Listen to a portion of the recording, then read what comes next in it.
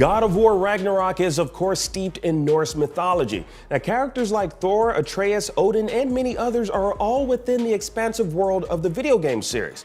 Now, what fascinates me about the God of War franchise is its unique take on Norse mythology and some of the depictions of the gods therein. Now, throughout its history, the God of War franchise has subverted the mythology of different cultures in a way that we've never seen done with such attention to detail related to the source material.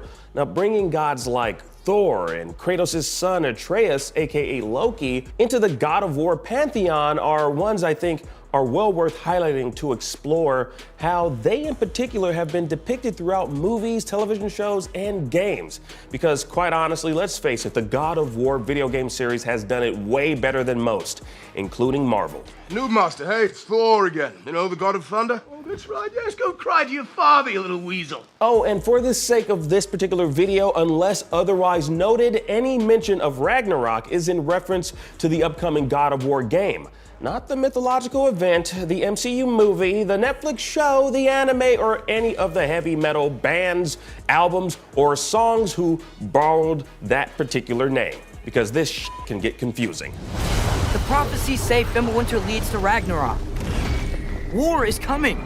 I mentioned Marvel off top because, you know what, let's face it, when the majority of people think of figures like Thor or Loki, they almost immediately think of Marvel's depictions of each in the MCU. Now, I personally was never a fan of how Marvel depicts Norse gods because I never think of divine beings as superheroes from another world. Although I guess Asgard is technically another world, and director Taika Waititi had this to say. They're aliens, mate. Look at them. They're aliens. They're space aliens. They're space Vikings. Okay, well, you know what? You can choose to believe that if you will, but I digress. Now let's focus on the appearances. Now in Marvel comics, Marvel movies, etc., Thor's aesthetic is muscular, tall, with long flowing blonde hair. Now taking a look at God of War Ragnarok, Thor's appearance is wider, bearded with red hair, and with a bit of a belly. Now, it gave off Marvel's Fat Thor vibes when we first saw his reveal, which is the only similarity between the two depictions. Wait, don't it look all right? You look like melted ice cream. That and the fact that he wields a hammer, although that changed later on in the MCU with Thor's use of Stormbreaker. Now, throwing a little bit more weight behind it, pun intended, Thor's hefty appearance in the MCU at this particular point was due to him feeling depressed, blaming himself for that now infamous moment. You should have gone for the head. God of War's depiction of Thor is fat because, well, that's how he was built, based on his godly genetics. Now, Thor of mythology is described as having red hair with a beard, and beards in Norse culture were indicative of masculinity. Now, you take a look at most Vikings, the majority were represented with long beards, so you can see that particular notion. Now, Thor's physical appearance in God of War Ragnarok is far more accurate to the mythos and is rather fitting for the world created in the God of War video games. Now, while I've never been a big fan of how mythological figures are depicted in the Marvel Cinematic Universe, I still applaud their inclusion. Yes, because in some instances, the MCU has managed to acknowledge a few elements from the source material. Loki, for example, was an amazing Disney Plus series where we were introduced to different variants of Loki. Hello.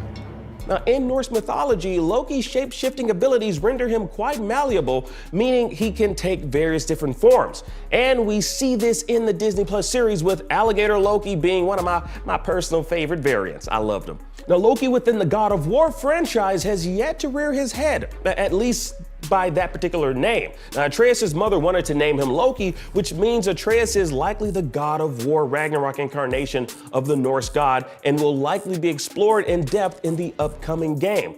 Now, as to whether or not the MCU's depiction of Loki is superior to that of God of War's remains to be seen, at least until the video game is released. Now, Ragnarok's setting taking place during the ancient times of Scandinavia is what makes Ragnarok feel more accurate than the MCU's placement of these Norse gods in modern times, in our world. But what kind of vibe do you really get when you take a character out of the days of yore and place them within a more futuristic setting? Like, does it even feel the same?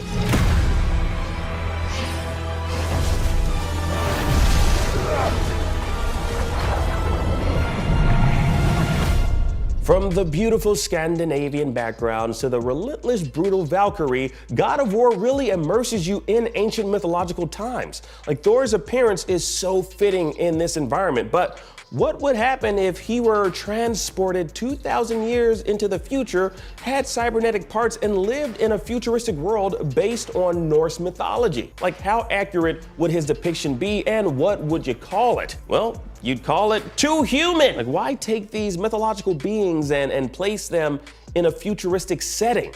Like, I always question the displacement of these divine beings, but then I guess I have to remind myself that it's just a creative choice. So is Sony Santa Monica's creative direction with Ragnarok. And with it, it feels like a stronger representation of Norse mythology, giving the gods represented therein a more accurate aesthetic. God of War Ragnarok's Thor definitely trumps any other 3D appearance of the character, including all the countless Marvel video games. But what about his other non-Marvel 2D variants?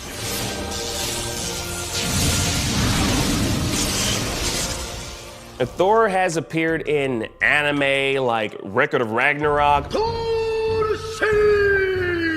possibly sporting the largest Mjolnir anyone has ever seen. He's also made his appearance in DC, both in the Sandman and Wonder Woman line of comics. Now, each of these representations of Thor hold close to the source material and yet differ vastly from one another. Like, for example, Record of Ragnarok's depiction of Thor has Thor with a sleek, muscular build, red hair, but with a beating frickin' heart located within his hammer that can grow to an exaggerated size. You know, you can always count on anime to make everything over the top. And taking a look at DC Comics' depiction of Thor, it seems they took close note to the Norse mythology, similar to Santa Monica Studios. Now, while these depictions in the DC pages and displayed in the aforementioned Netflix anime were great, it seems Thor is primed to really set things off more than these variations have when he takes up arms against Kratos in Ragnarok. Now, after all, we're entering Norse mythology's version of End of Times here with Ragnarok. Now, this is essentially hell on earth, and Kratos will undoubtedly have to answer for his actions stemming from the previous game. And with it, we're getting what I believe to be the most creative take on Norse mythology we've seen across any form of media. Now, what started off as a mere revenge story against the God of War has transformed into a father-son tale of survival and keeping one's tormented past a secret in order to find some semblance of normalcy. But of course, the gods talk. You know, they're up there talking, and ain't no way those deities weren't aware of a god-killing guy roaming around in the land of the mortals. They were aware of you, Kratos. Come on, you can't hide forever. I do not need you to protect me. Anyways, Santa Monica's ability to remain accurate to the source material while infusing it with its unique and creative take is something special, and honestly, I gotta say, it's a sight to behold. Now, taking a look at all these other representations of both Norse gods and mythology from other creative sources should give you a better appreciation of what Santa Monica Studios is doing and has been doing with the God of War franchise. The accuracy and attention to detail from what we've seen so far is stunning and should get anyone, and I mean anyone who has been a fan of the franchise since its humble beginnings, hyped to help Kratos as he continues to eradicate every single freaking god he encounters. Now, we'll see if Thor is a formidable foe and if he survives God of War's version of the endgame. Thankfully, we won't have to wait too long.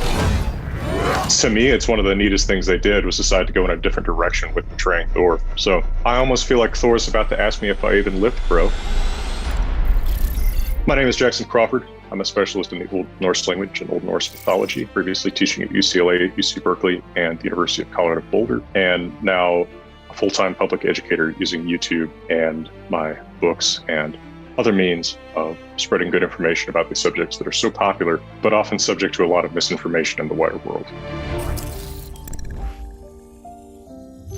There are so many modern interpretations and retellings of these stories, and so often those interpretations and retellings are layered on top of one another. So you get so-and-so's take on this, which is influenced by so-and-so's take, which is influenced by so-and-so's take. I think if it looked too much like Marvel's Thor, it would almost be a shame. To me, it's one of the neatest things they did was decide to go in a different direction with portraying Thor. So, you know, I've seen guys who lift who look like that. Yeah, I'm not going to object to that, but to me is kind of a fun, different spin they're putting on it. But one thing I'll point out is that never in our medieval written sources do we get a comprehensive description of what any of the gods look like. The closest we get is with Odin, because Odin shows up in so many sagas of human heroes that sometimes he's described as this old man leaning on a staff with one eye, long gray hair, usually wearing blue or gray, usually with his face covered in some way by a big hat or by a cloak. So Odin is sort of described.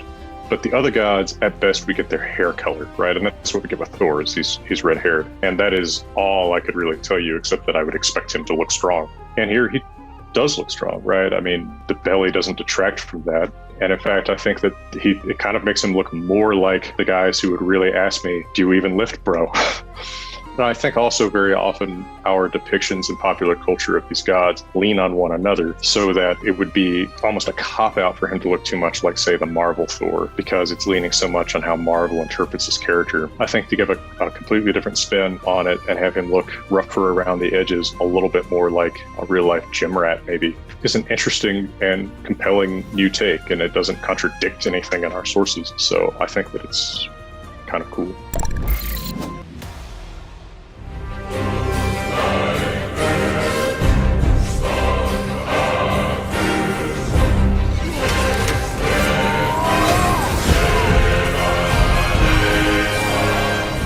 We have been feverishly waiting for this epic journey of a father and son to draw to its conclusion since we commenced the Norse chapter of Kratos in 2018. Now that winter is coming, things are about to heat up. Cross-generation remains in Ragnarok, but is this going to be a winter of discontent for PlayStation 4 and Pro owners?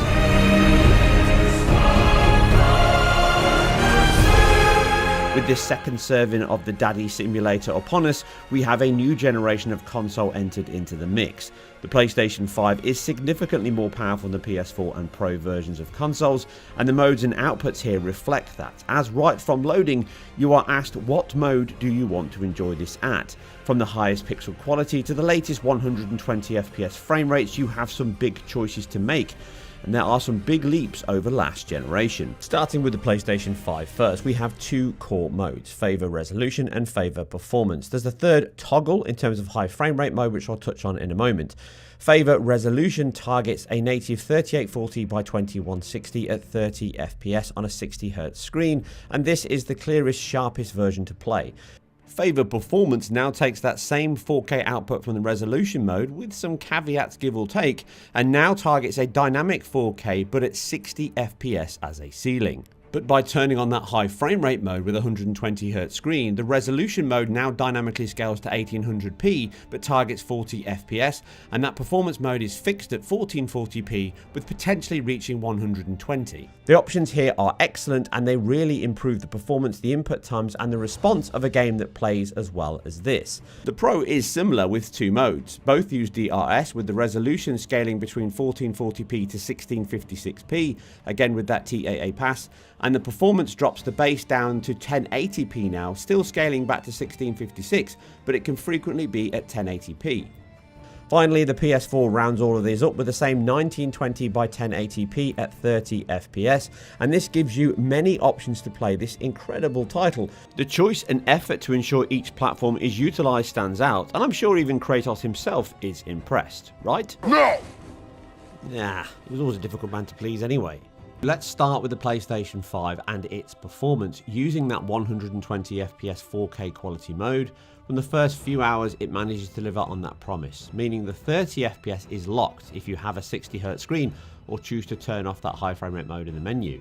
It can have a couple of dips into the high 30s and heavier action, and even on occasion just skips into the next refresh of 33 milliseconds, but as the gap from 25 to 33 milliseconds is only 8, these are all but invisible. The game also supports VRR, and if you do have a VRR screen, it can then boost above 40 FPS, with those small spikes up and down being managed by the VRR display. I noted no issues in this mode, so if you do wish to have the best visual package and performance, this is the mode to choose. For those that don't know and want the highest frame rates, then you can go for that 120 FPS mode, which basically is the performance mode with the cap removed. This means you often fluctuate somewhere between 80 to 90 FPS in action. It feels very responsive, it feels brilliant to play and looks cracking. In fact, it's very hard after a few minutes of play to really notice the difference between both modes, and if you are after the fastest, most responsive version of the title, then this is definitely the one to choose. It can hit 120 FPS in very quiet sections, but generally it's somewhere around that 80 to 90 FPS, putting it perfectly in the ballpark of almost doubling the performance, give or take, over that quality mode.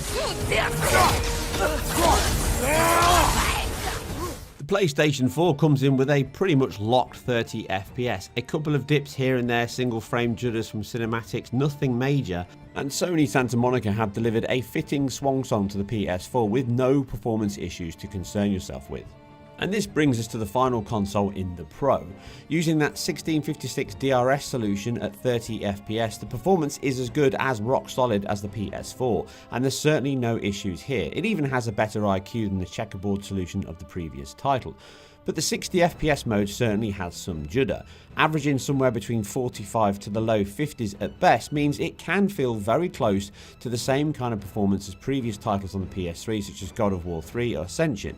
It's certainly more responsive and faster than a 30 FPS lock, but do not expect a locked 60 FPS most of the time, and in heavy combat cinematics and certainly some of the denser worlds you can get quite a bit of camera judder as it skips into the next refresh of 33 milliseconds. The dynamic resolution scaling along with that TAA certainly helps the image quality, but it can often be 1080p, but performance is good if not great. Watch your left!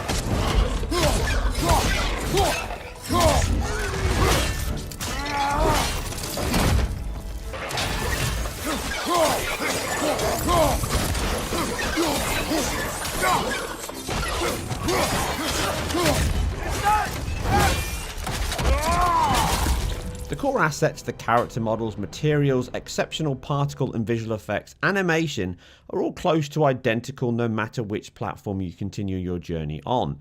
And from that perspective, the fact the base PS4, a piece of hardware over 10 years old now from a technological build perspective, still offers such incredible visual and performance levels is more than worthy of applause. Even more impressive is the fact the team have improved many areas over the original 2018 release.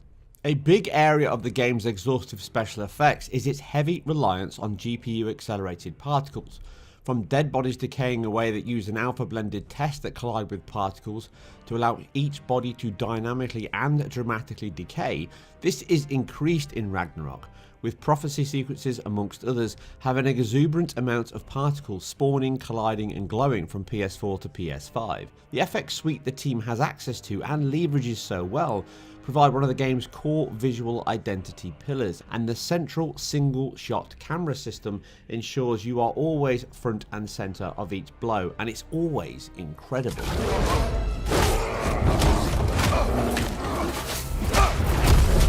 Being a story of gods and monsters, Kratos is a hulking anti-hero with his presence always looming but never overpowering. Again, the team managed that here with his stature being used and abused based on the story and enemies you face. The unique single camera shot system returns and always keeps you in the game, as all gameplay to cinematics are seamless back and forth, with it dynamically shifting in the midst of battle or even when you simply make your way through the world. The PBR materials are hyper-realistic again, with strong diffuse-based colours mixed with a pro-based lighting system merged with baked elements due to the game's fixed lighting model. This helps aid the team's design focus and the performance levels of the older hardware. To aid the quality and dynamic nature of the gameplay, the engine uses a mixture of shadow maps and then screen space shadows and screen spaced ambient occlusion. So my name is Bruno Velasquez. I'm the animation director at Sony Santa Monica. Well, I love that you have a Marvel cabinet behind you, so big fan already. Yeah, so I kind of wanted to ask about combat, and I know you work on animation, so something that I've been sort of curious about is how do you create an animation that doesn't negatively impact combat? Like, how do you balance that? Because you can put a lot of flourish into your moves and stuff like that if you wanted to, but then the timing and the parries and everything might get messed up. So how do you balance all of that? Well, definitely it all starts with a collaboration with the combat team.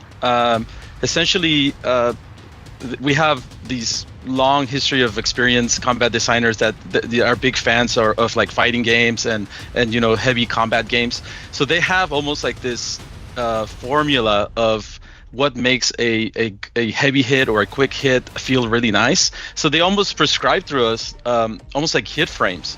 Like an ideal move would be if you hit on frame 10 and then the recovery takes this X amount of frames. So we almost get like a dictation of what we got, the range of frames that we got to work with. And now at that point, the animators are able to sort of within those ranges, really, really like push the poses and do pretty much whatever we like to do to make it feel nice and make the feeling of the gameplay feel good. So it's definitely that collaboration with the combat team that allows us to push the animation, but also make it feel good. And how do you advance combat of God of War without negatively impacting that amazing feeling that the original game had, like with timing and parries? Everything just felt so great. So how do you change it without changing it too much? Yeah, I think this time around, the combat designers decided to just offer more options. Right, so just expand with what was already built on the 2018 game. So it's evident, like in the way that you can equip like multiple shields now, offering you more variety of how you can use defense, and sometimes in some of the shields you can use them in a very offensive manner. So just kind of like expanding the options for the player. That's kind of like a mentality of rather than trying to reinvent the combat, just they offer more options for the player. So and there's of course some other surprises down the road as you play through the game, and you'll be able to have access to more moves and more abilities. So I think it's really the focus was, let's just take what we did and expand upon it and give the player more options. I think my favorite thing right now, I decided to play on the hardest difficulty because I'm a masochist. And I love it because it forces you to learn the combat and almost be perfect with it, or figure out ways to cheese it, But it's kind of unforgiving. You have to know what you're doing, otherwise you're just not going to make it through. I played through about 80% of the original on that difficulty. And one thing I have noticed about the sequel is that it seems like there's more finisher animations. So how do you go about designing these things where Kratos is just ripping stuff apart?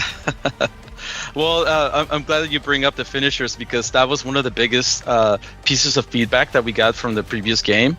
The fans really hoped that there was more of those vicious finishers from Kratos.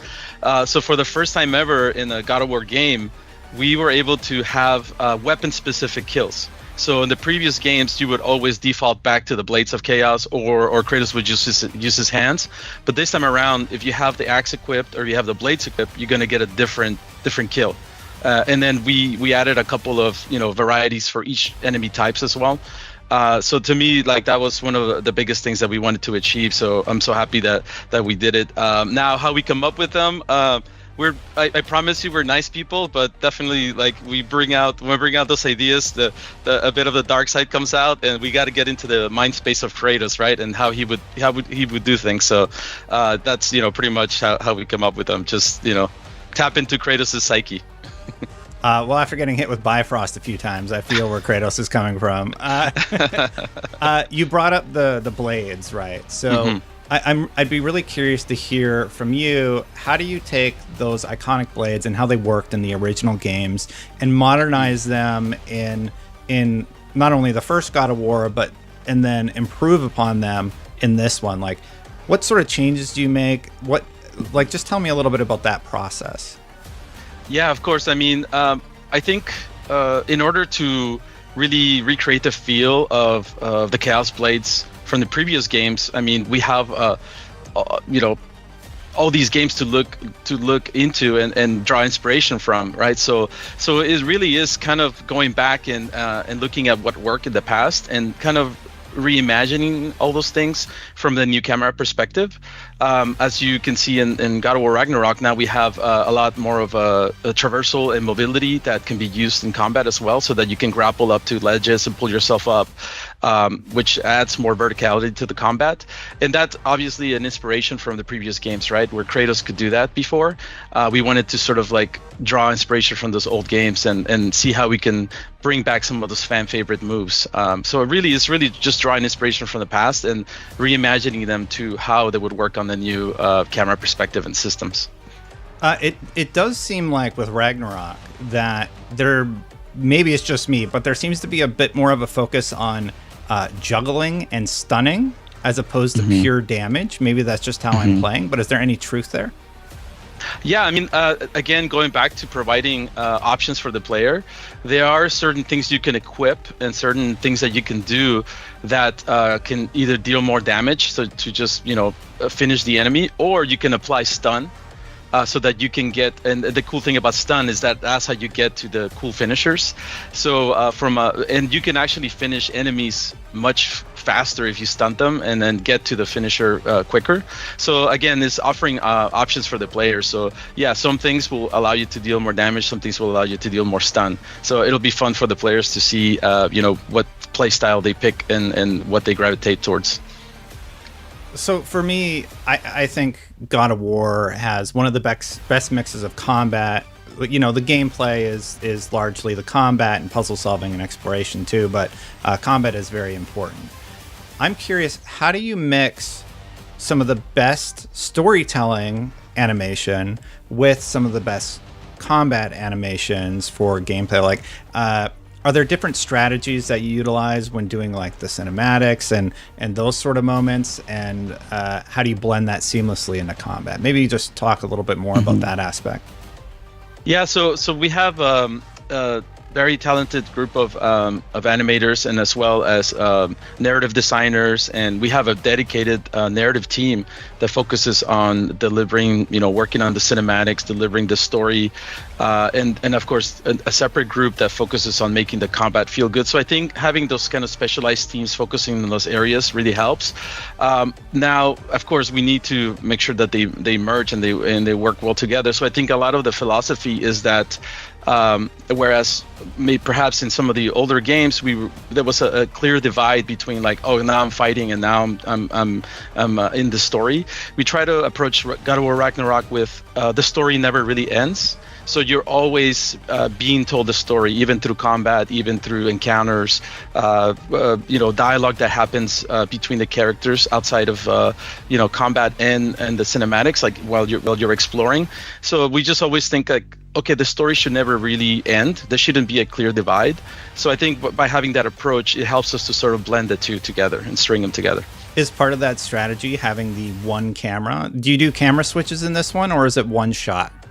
So we continue the goal that we set out to strive for on 2018 of doing the whole game with a seamless camera, and we have done that again for God of War Ragnarok, which was very, very challenging. It takes a lot of planning and setup ahead of like shooting our cinematics, and a lot of collaboration with all the teams. So like, okay, this is where this is going to happen in the level, and you're going to transition from here to here and go over there. So there's a lot of planning ahead of shooting those scenes and collaboration. But yeah, it was difficult, but I'm glad that we were able to pull it off one more time. And again, it's so that the goal of that is so that the player feels that they're going along in that journey with Kratos and Atreus, and that you never really leave their side. We wanted to achieve that for sure. Yeah, I love that actually. God of War is one of my favorite franchises ever. In case you're curious, used to have a God of War 2 poster on my wall, like in college and stuff. But I was sort of curious, were there any challenges working with, what's the right word for it, like furry animals like wolves as opposed to bipedal characters? Yeah, of course. It's always a challenge to create characters that are not humanoid characters. Like that's always more challenging. We did have a one enemy type last game that was like a wolf. It was like one of the smaller enemies. But this time around, in this game in Ragnarok, we feature a lot more wolves, and as you will see once you complete the game. But this time we want to make sure that we did capture the essence of wolves as best as we could. So even early on in 2018, we had the team of animators go out to a place called the Wolf Connection, where we got to spend a day interacting with wolves and learning about them, how their behaviors are, how the interactions with humans are, because we wanted to make sure that in this game, since Kratos and Atreus actually ride a sled being pulled by wolves, and it's essentially they're part of their family, we want to make sure that we depicted that relationship accurately and as best as we could. But yes, of course, always a challenge to create creatures that are not bipedal, and but I am very happy that we got a lot more of them in the game, even beyond wolves, for sure. What is, in your mind, the most important part of capturing the emotion that the actors evoke when they're playing out these scenes? Like, for you as the animator, how do you translate the data that you get from those performances into a compelling scene in a game engine? Mm-hmm. Well, I mean, we use the process of motion capture. We bring the actors to the stage. We do everything at once. So we capture the body, the facial expressions, the voice performance, and as well as the camera movement all at once. And I think that makes it a lot easier. So this is why we need to pre-plan our scenes very well, because it's almost like shooting a play essentially on a stage. Everybody needs to know it's like a dance cards. They need to know where to stand and where the camera is going to be. So I think because of that, because we capture everything at once, it is a little bit easier once we get all of that to get it into the game engine.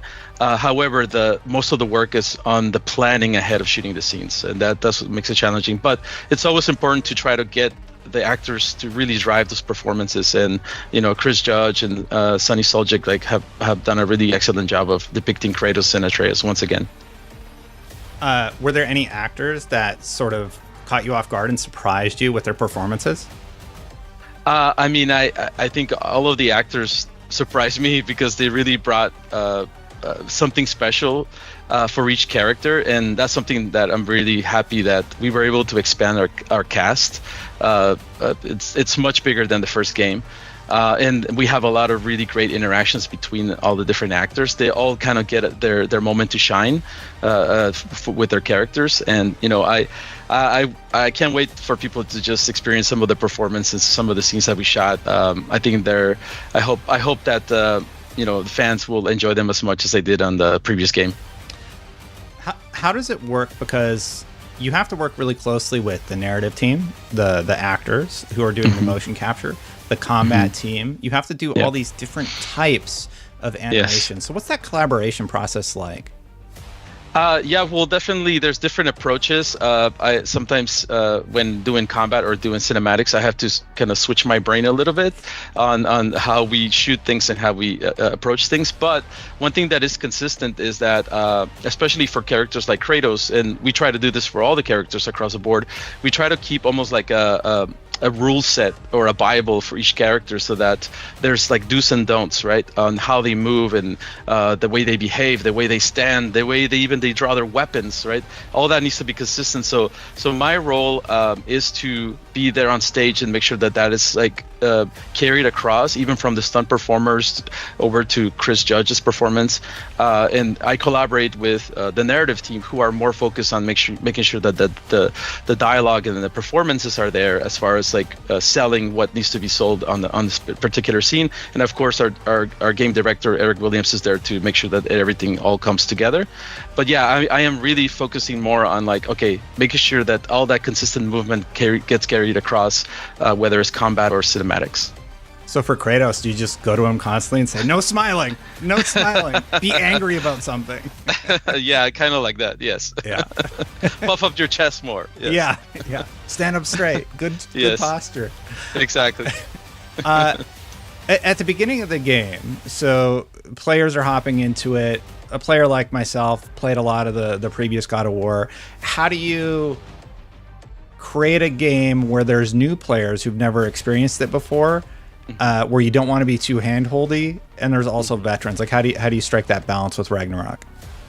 I mean, that's always a challenge. Of course, as every game, we always try to include some sort of tutorial at the beginning, kind of ease you into the game.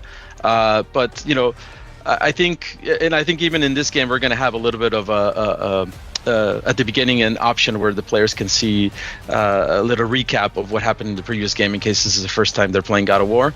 I think what we're going for, especially with the Norse saga of games, is more of we're trying to draw people in with the story, with the relationship of Kratos and Atreus. Even though there's all these bombastic, battles and gods, and the setting is very epic. Really, in the end, we want to just create a story about a relationship between a father and the son, and hoping that is a path for people to sort of be introduced to God of War in a new way. Yeah, for sure. So with a character like Atreus, he's smaller, he has to be really responsive to your button presses. Well, I'm to the point where we can't talk about it, but how do you animate him when you're controlling Kratos so that it looks natural? Because he doesn't really jump to anything. Everything he does seems like a normal fluid movement, as opposed to he doesn't teleport across the screen or something like that. How do you strike that balance of having him respond to an input from the player acting as the Kratos character? The Kratos. Yeah. No. No, so I think we have the unique advantage that Atreus is primarily a ranged character, so that helps a lot, right? So he doesn't need to necessarily close the gap every time you hit the button. He can rely on his trusty bow and arrow. However, this time, we also wanted to expand his repertoire and to show him that he's more of a seasoned fighter now, that he's been training with Kratos for 3 years during Fimbulwinter. So we actually added a lot of melee moves for him as well, so that when you're near the enemy, doesn't feel like he's just only relying on his arrows. So then we have a lot of cool melee moves. He still jumps on the enemies and holds them like in 2018, and there's options there where we allow Kratos to even command him a little bit more than he did in 2018. So I think just the fact that he has both range and close-up melee, it allows us to sort of make it feel more natural that he's collaborating and helping Kratos during the fights. Everything you've created is, of course, challenging, but was there a particular problem that you encountered that was really hard to just get exactly how you wanted it? Oh, wow. There's so many of those. But of course, one of the biggest challenges was introducing a new vehicle like the sled wolf, right? Because we wanted to make sure that it felt very, very easy to control and very natural. We wanted to make it also fun, a fun diversion and experience, something that was different than the boat. And that's definitely worked on that particular vehicle for a very long time. But we really, really wanted to give the player, especially since we're going to be revisiting the Lake of Nine and in Midgard once again, we wanted to make it feel fresh. So this is why it was very important for us to get that sled, feeling really good and allowing the player to have this cool open space to explore. But definitely it took a while to get it to feel, a lot of play testing to get it to feel just right. And hopefully players enjoy driving it as much as we enjoy creating it. Is there something that besides the sled, is there something that you're incredibly proud of on this one? You're like, oh wow, I'm so happy that this turned out so good. I think there's several things that we set out to achieve at the beginning of 2018, or at the beginning of Ragnarok, I should say. And that one of them was, we want to go to all 9 realms. And we were able to achieve that, right? Because that was kind of like a promise that we sort of teased in the first game. So now you get to go to all 9 realms. Another thing is that the enemy variety is much bigger this time around. That was something that we got feedback on 2018. So now there's more bosses, there's more mini bosses, there's more enemy variety in general. And then personally for me I always wanted to get those weapon specific kills since God of War 3 back in the day. Like I always wish there was like a Cestus specific kill. So now getting those in with the axe and the blades and on God of War Ragnarok, like that, to me, I'm super happy, and I hope the players enjoy seeing those finishers as much as we enjoyed creating them. I appreciate it very much as somebody who adores the combat, right? Yeah, did you work on Ascension? I did. Yeah, I've been working on God of War games since God of War 2 on PlayStation 2. Oh, heck yeah. So, yeah. Yeah. God of War 2 is pretty incredible. That's all I had, but throwing it back to you, is there anything that potentially I missed or that you want to talk about? Because this is the last game in this story, as Corey has been publicly said. So do you have any thoughts as you're about to launch this latest God of War for everybody?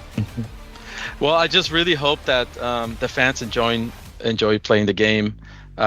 We really hope that they enjoy the conclusion of the story for the Norse saga.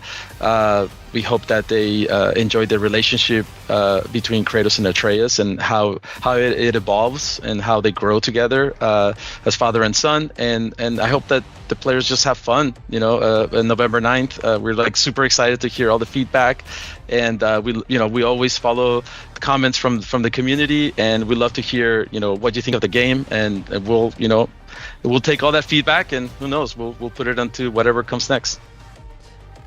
Is that a hint? Is there something coming next for God of War?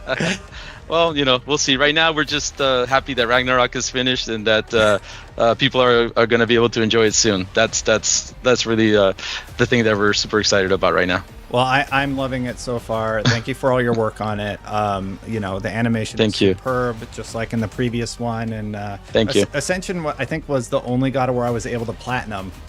Oh, so, nice. Yeah, that one took a while.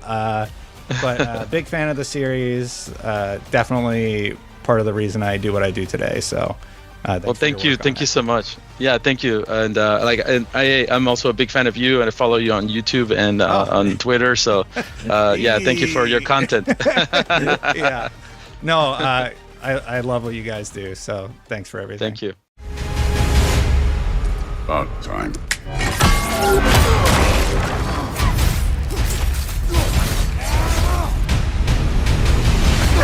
Think you can come here, become a daddy, get a clean slate? That ain't how it works. You're a destroyer, like me. How do you follow up on one of the greatest video games of all time? Sony Santa Monica finds itself in a situation not dissimilar to when Francis Ford Coppola created the sequel to his mob movie masterpiece, The Godfather. Like part 2 of the Corleone story, God of War Ragnarok puts a fierce, younger member of the family directly under the microscope. In doing so, it manages to reach the heights of its predecessor, and in some ways, even tower above it. The writing, performances, and music are each exceptional, bringing this expansive Norse tapestry to life. But even as it holds your heart in one hand with its elegantly told story, it's crunching bones in the other with fantastically ferocious combat. It all binds together to forge a monumental action epic that adds yet another impressive landmark to the video game landscape.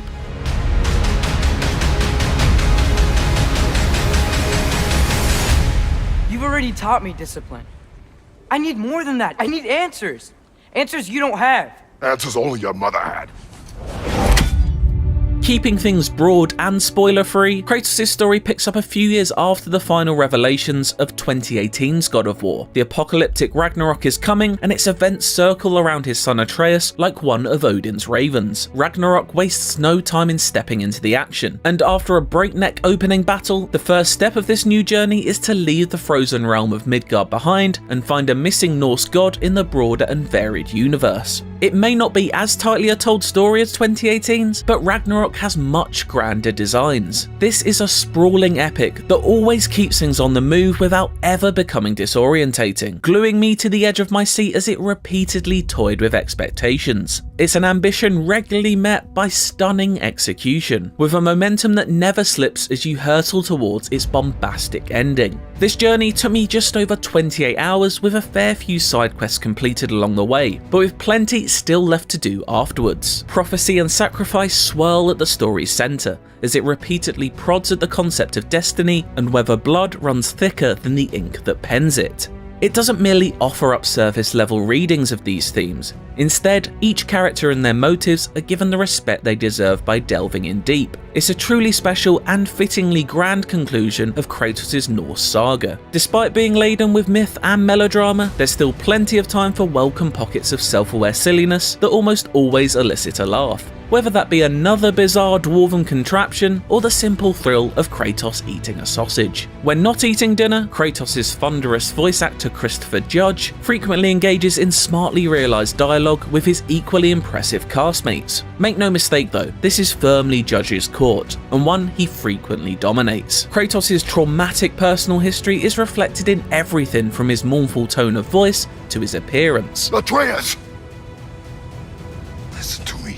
His Icarus wings are long since clipped, but his complexion is still pale, like a square of wall where a family portrait used to hang. The everlasting cycle of violence between parents and their children has long been a theme ever since the original God of War trilogy, although one that was only truly emphasised in 2018's revival. Now it's an inescapable fixture of Ragnarok, an exploration of the rawest and most human of emotions, and what happens when they are channeled through superhuman vessels. Pain leads to anger, anger leads to hate. This is the genesis of the stalking threat embodied by the incomparable force that is a grieving mother. Portrayed incredibly with a newfound fury by Danielle Bisutti, Freya is a striking presence to be reckoned with in the sequel. No longer just a helpful witch in the woods, she's given a whole new spectrum of emotional depth to play in, and Ragnarok is all the better for it. Each character is given their own moments to shine throughout. Sunny Suljic fires back regularly with the sharp teenage tongue of a brasher, more confident Atreus, and Alistair Duncan's severed head accessory Mihir continues to provide levity and exposition in abundance. Back to smashing through things for fun and profit. Lovely. Various newcomers to the vastly expanded cast also deliver fantastic performances, with a particular standout being Leia Hayes, radiating infectious energy from the mysterious Angerboda. The foul-mouthed Brock and skittish Sindri provide pockets of humour, as well as a lot of genuinely helpful info along the way as they play a much more central role in the story this time around. Also returning is composer Bear McCreary, whose score, like the Dwarven Smith brothers, goes hammer and tongs from the first moment to the last. There's some truly beautiful music to be heard along the journey, as well as explosions of raw orchestral power during intense fight scenes. Layered writing, impeccable acting, and stunning set design are all crucial aspects in driving God of War's filmic aspirations home, but they're also never let down by the rock-solid technical craftsmanship at work. The one continuous camera shot style of 2018's reboot returns, impressively snaking through the entirety of Ragnarok as if mimicking the world serpent Jormungandr himself. My goodness, what a strapping physique. Capable of an astounding variety of acts of violence, I imagine. God of War's combat has always been the flashy attraction that draws a crowd in to be wowed by its story, however, and Ragnarok continues that tradition. Kratos' blades whip around in every direction, delivering a clanking fiery pain to any face they meet. Heavy cleaves of his axe crunch into enemies, making them fold like bloodied origami. And yes, that axe still slices through the air, meatily lodging itself into anything unfortunate enough to be in its path, before being recalled to your palm with what remains one of the most satisfying button presses ever assigned to a controller.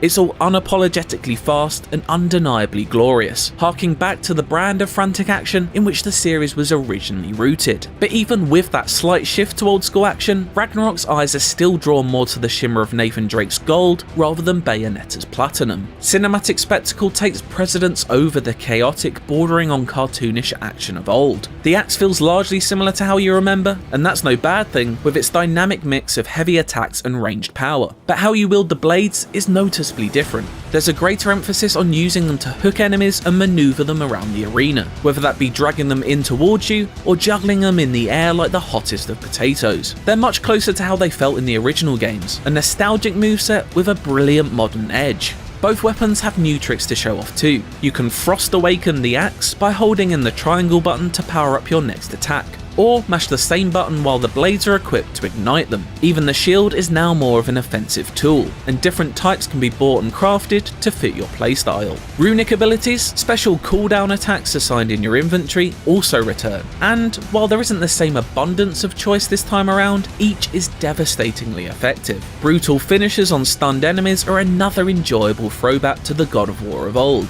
There's noticeably a good amount of variety in the randomly chosen weapon-specific animations too.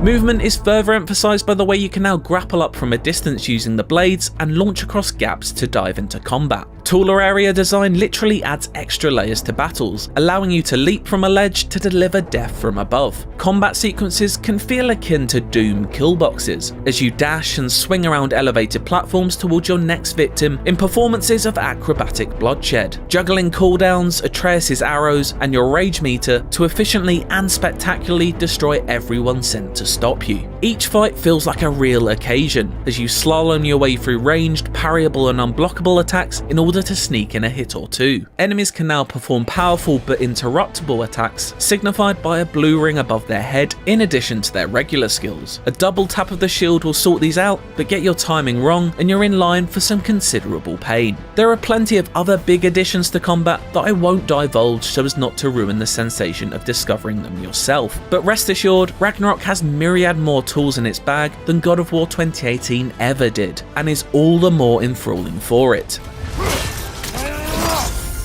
It all feels exceptional when in full flow, often mesmerising with its top tier action drenched in rhythmic brutality, and is quite simply the best combat I can remember playing in a game. And that just goes for the regular fights. Boss battles are of both a higher quantity and quality, including one encounter that makes the opening Stranger fight from 2018 look like a playground scuffle. It's not just the story bosses either. I fought massive alligator bastards called Dreki on more than one occasion, which were a real event to fight and more of a challenge than 2018's Trolls ever posed. It's great to see sprinklings of that old school monster mayhem thrown into the mix, which manages to successfully offset some of the more serious stretches of the story. Smart new puzzle ideas are consistently introduced, and building complexity throughout as more abilities are added to your arsenal. They're often fun and never in danger of slowing your progress to the detriment of the plot. But even so, Atreus or Mihir can't help but come in with a hint far too early and sometimes rob you of that satisfying aha moment.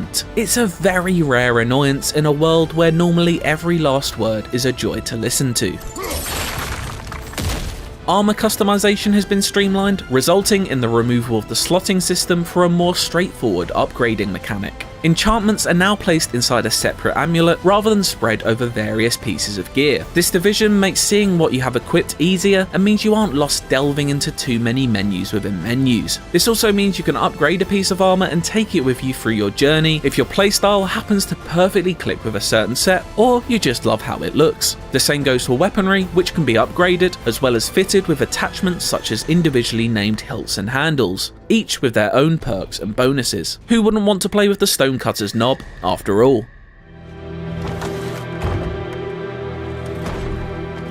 Realms old and new are regularly a sight to behold, many looking torn from the pages of fairy tales, stocked with oversized flora and fauna. There's an extra effort to delve deeper into the mythology this time around, and as someone who's a fan of the Nordic source material, it's a real pleasure to see all of the different interpretations of creatures, people and places they inhabit brought to life in all manner of delightfully weird ways. For example, the dwarven city of Nidavellir is a welcome rural change of scenery, with its many homes and tunnels that Kratos must amusingly crawl around in. It's at the centre of the rocky realm of Svartalfheim, where waterways weave through islets littered with bubbling geysers. There's a real sense that this realm was ripped right out of the Old Norse poetic Edda's home of Iceland. Those geysers are also key to solving many of the puzzles in the region, as you freeze them to create stepping stones and manipulate machinery. Quirks like this help in making each place feel unique. Similarly, fun ideas are introduced in the returning Alfheim, such as reflective crystals that you can ricochet your axe off of to open doors, or even use to blindside unwitting opponents in combat. It's a further example of not only each realm looking distinct, but also feeling distinct to play in from one another. Every location almost feels like a puzzle box that you're gradually unlocking through a combination of brain and brawn as you make your way through it. These worlds bring with them dangerous new threats. If there are any faults to be found in 2018's revival, then modest enemy variety may well have been one of them. However, there is no such issue in Ragnarok, with its bestiary vastly expanded to accommodate all sizes and shapes of creatures. Familiar foes such as Draugr and elves have made their way across, but this time they're joined by creatures like Grimms, which, you guessed it, are pretty grim, scuttling toad people. Then there's a personal favourite, the Einherjar, Aesir warriors who harness the power of the Bifrost that makes a section of your health bar glow before removing that chunk on the next hit. There's an engaging but never unfair difficulty curve throughout as you're met with progressively greater threats. Well, at least it's attacking someone besides us. Side missions are sometimes spectacles in their own right. They're a great source of character development as you learn more about your friends and companions by helping them right past wrongs. Some side quests do just present a pure gameplay challenge over extra stories, however, such as hunting down powerful legendary enemies dotted across the realms of Yggdrasil's roots. There is no shortage of genuinely tough side boss encounters either. Chipping away at larger health bars is a really satisfying challenge, and remarkably well balanced against the standard quick kill nature of the majority of Ragnarok's fights. It's yet another testament to the masterful combat design on display. And yes, there are some absolutely tough as nails endgame level challenges to rival the Valkyries of 2018, but I'm gonna let you find out what those are for yourself. There's a substantial slew of collectibles to clean up as well, with Odin's ravens, puzzle chests, artifacts, and much more to find in every corner. There's a ton to be done after the main story has been brought to a close, all of it incredibly Moorish and fun to complete. Ragnarok never once rests on its laurels, throwing new ways to play at you until the very end. Despite having a seemingly endless amount to praise here, I really have barely scratched the surface of what God of War Ragnarok has to offer. I'm deliberately omitting dozens of secrets and surprises. I wouldn't dare spoil what's to come for anyone booting it up for the first time, but rest assured there are both huge story moments and fresh gameplay additions that live up to and often surpass expectations. Taken all together, much like The Godfather Part 2, God of War Ragnarok delivers not only a chapter that reaches the lofty heights of its predecessor, but leaves it impossible to imagine the series without it.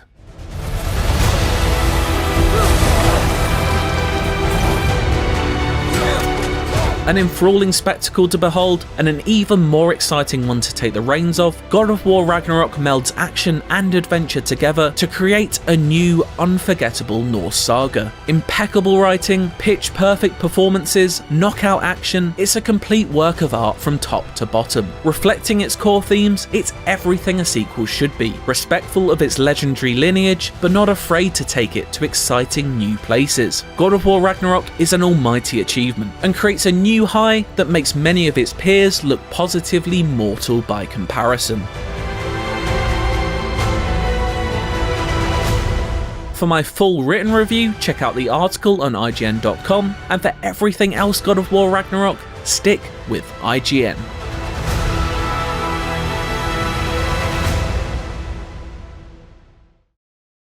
Launch day for God of War Ragnarok is finally here, and today we'll be looking at some early portions of the game. We also have some very special guests joining us. We're very excited to be sitting down with Sony Santa Monica here on launch day to ask some questions about creating Ragnarok, and we'll get a chance to chat with the game's director, Eric Williams.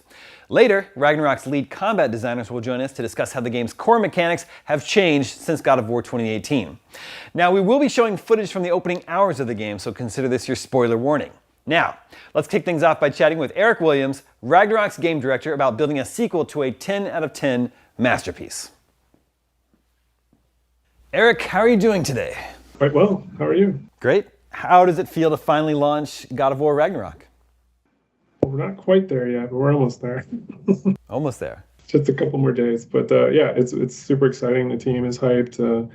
People are starting to come back into the office and, returning even from wherever they are in the world these days since the work from home. So it's cool to see people again. Review day was pretty special. I know the team was super hyped for that. But yeah, it's been a bit of a whirlwind. Yeah, I bet. It's very exciting. So getting into it, the Aesir gods are incredibly influential in modern pop culture. How do you keep your interpretations original for those who feel they've seen all these characters before while also staying true to Norse mythology? We back in 2018 when we started to create the factions or the differentiators between the gods, we always kind of looked at the Aesir gods as a biker gang. and like the Vanir gods is like a hippie commune, if you will.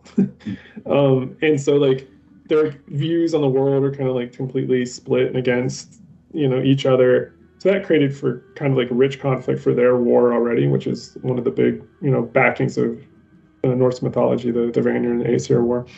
So, then enter Kratos, and you have a whole new thing that, dynamic that's going on with inside there. But yeah, like you said, there's, new media, like interpretations of those characters. Then there's like the Prozetta. And we're somewhere on a sliding scale, depending on which character it is, between those two things, with a big, bucket of God of War paint put on top of it, because we want them to exist in our world the way that we want them to be for our story and what we're trying to tell. So, we're not blind. We look at everything, we read everything, and we figure out our own path through it. But I don't want to get into too much because then it'll spoil those characters for anyone.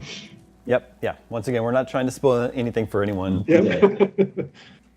One of the changes we saw in Ragnarok were the codex and lore entries, which were written by Kratos this time, as opposed to Atreus. Was it tricky to write for Kratos, a character he's very terse most of the time? I assume you also want to add enough info in each entry to give the player an interesting tidbit of information, correct? Yeah, I think it was both challenging and kind of like probably freeing, for the writers. Like they get to take in his perspective a little bit more. Kratos is most definitely the most difficult character to write for. It's not everybody on the team can nail him, or if they do, it takes them a lot more revs than maybe a different character. Something I was talking about in another interview that maybe you noticed or maybe didn't articulate when you were playing it is Kratos doesn't use contractions when he speaks, so like he's like, he doesn't use like don't, he's going to say do not. And it makes him feel very, stoic and stern and like that kind of like, old school kind of dad mentality. But also like when he speaks, like it has gravity behind it. So those are kind of little tricks that we have. Like there's like, like a rule book, if you will, of certain things that will help for writing Kratos. That was applied to those journal entries. But it is cool to see those things from a different perspective. And it's one of the many ways we try to take like things that you already knew and make them feel the old stuff feeling new again. So you knew about all that from Atreus, but it's like, oh, this is kind of interesting. Like I want to read these again because it's from his point of view. So yeah. So Thor is a well-known character from Marvel comics and movies, but your Thor in Ragnarok is a bit different. How did you approach your Thor, and did he go through changes along the way?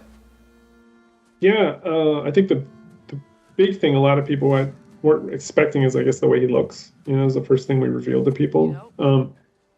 And a lot of people thought he was going to look like the way he did in the, dream sequence from 2018. But that's exactly what it was. It was a dream. The kid dreamt that. And the only thing he had seen of Thor was Thor in the lake, the big statue. And as you know, if you're ever going to have a statue made of yourself, it's probably going to be on your best day, not your worst day. So, Thor's best days looks-wise potentially might be beyond him, but it doesn't matter. He's grown a bit round, but he is still ever the force of nature. And I just wanted him to be this like brutish man-child.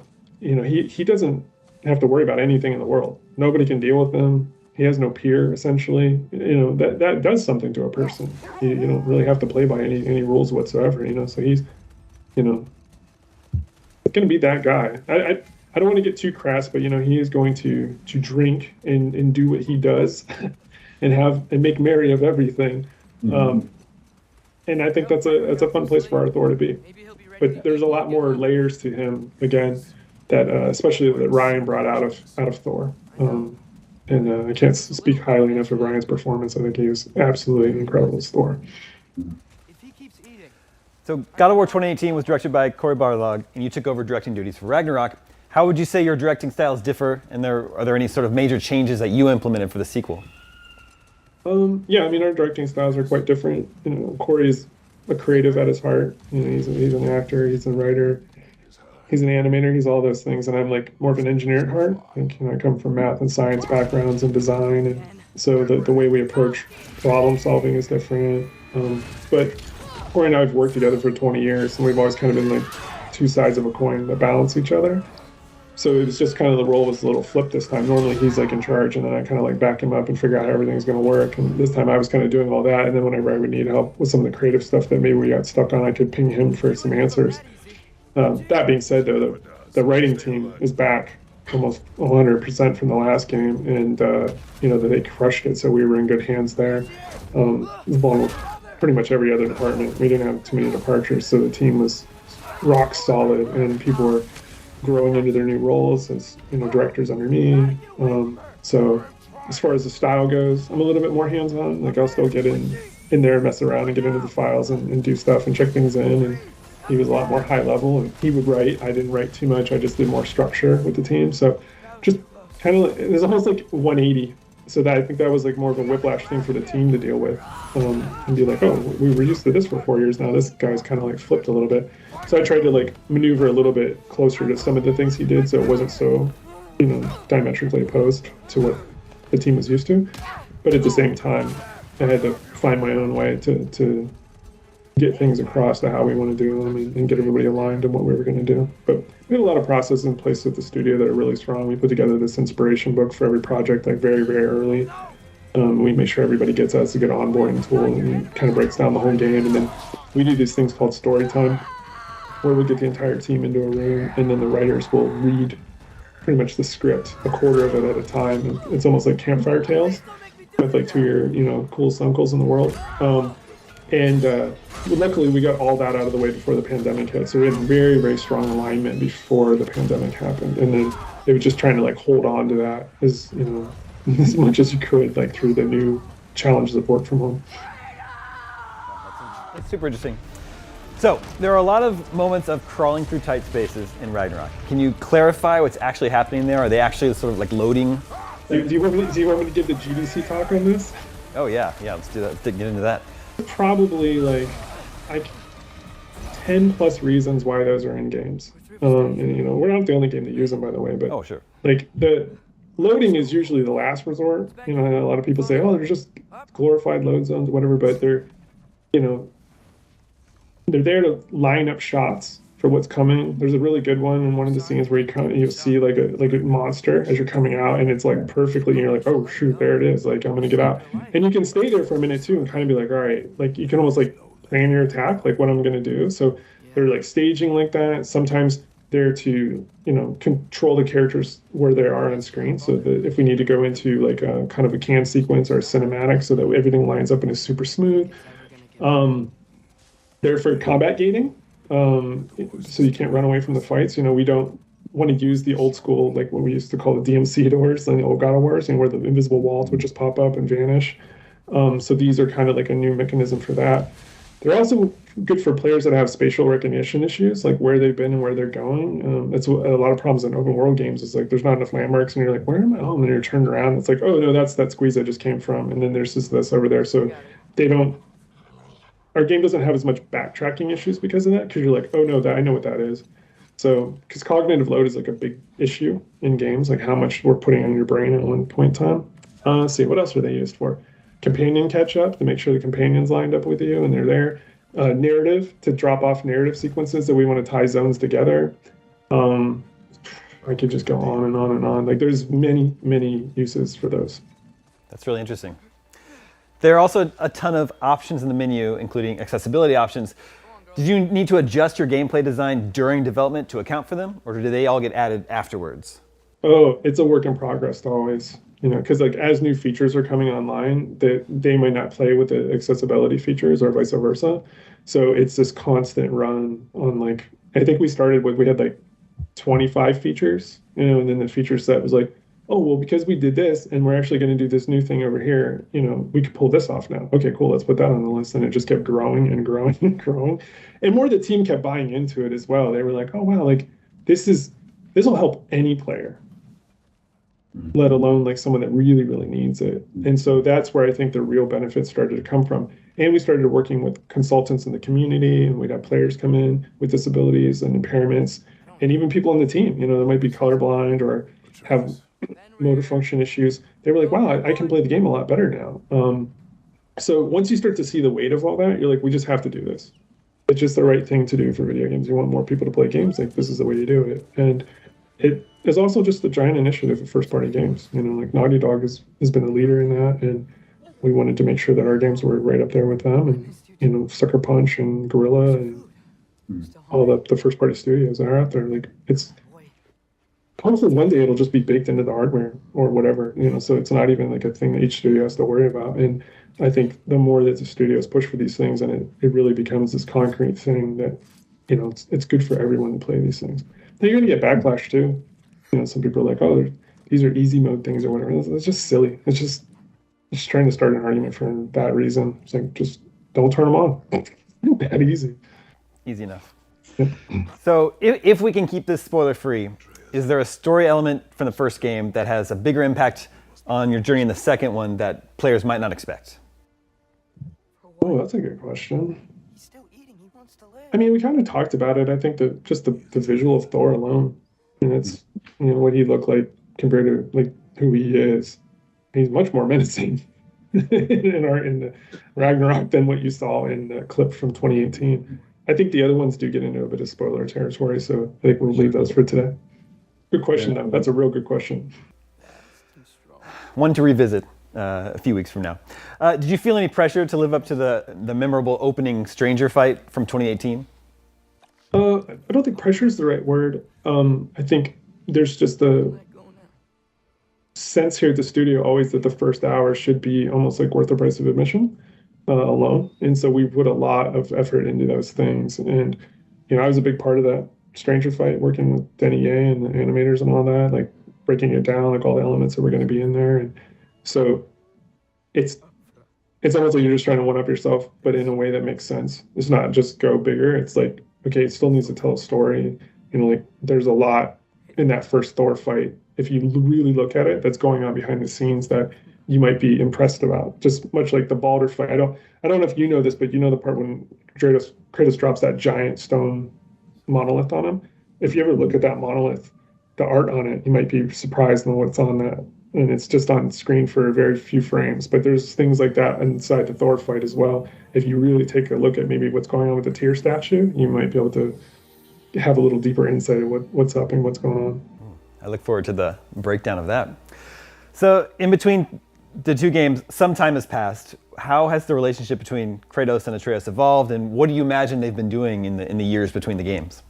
Yeah, for sure. 3 years have passed. The whole 2018 game was about trying to get them to come together, and what's happened in the in-between in Fimbulwinter is they've been working together to where they have shorthand and they're a unit now. And I think you see that right away in the cave scene where, Kratos is in there with the arrows and then the kid starts to come in with the deer and he couldn't even kill a deer. Now he's just showing up, and then Kratos is giving the arrows like, I still got you. You still need me, but he's like, well, I did this. And then they don't talk very much in that scene at all. It's, I think, about a 3-minute scene and very few words, but it just shows everything, just shows the progress that's been made. And much like you brought the Strange fight from 2018, like that was a hard fight for Kratos because he hadn't fought in a long time. It was like he had ring rust and that got knocked off real quick. But that's why it ends with him on his back and kind of limping back to the house. Like he hadn't encountered that in a while. This Kratos has been training for 3 years and been training his son. So they're ready to go for whatever's going to come at him. And so you're really seeing that guy come back, but with a more tempered, mental capacity and to show his son to be better. So that's where they kind of leap off at this point. But the kid's quite capable. He is his father's son. Yeah, that's true. How did you approach exploration in Ragnarok, and how would you say the exploration element compares to 2018? So 2018, we were learning what you call a wide linear game would look like and how it would operate. So we didn't know a lot. Doing Caldera was like a mystery box. And once we kind of figured that out for this game, we were like, well, we want to have the Caldera back, but we want to change it. So we froze it.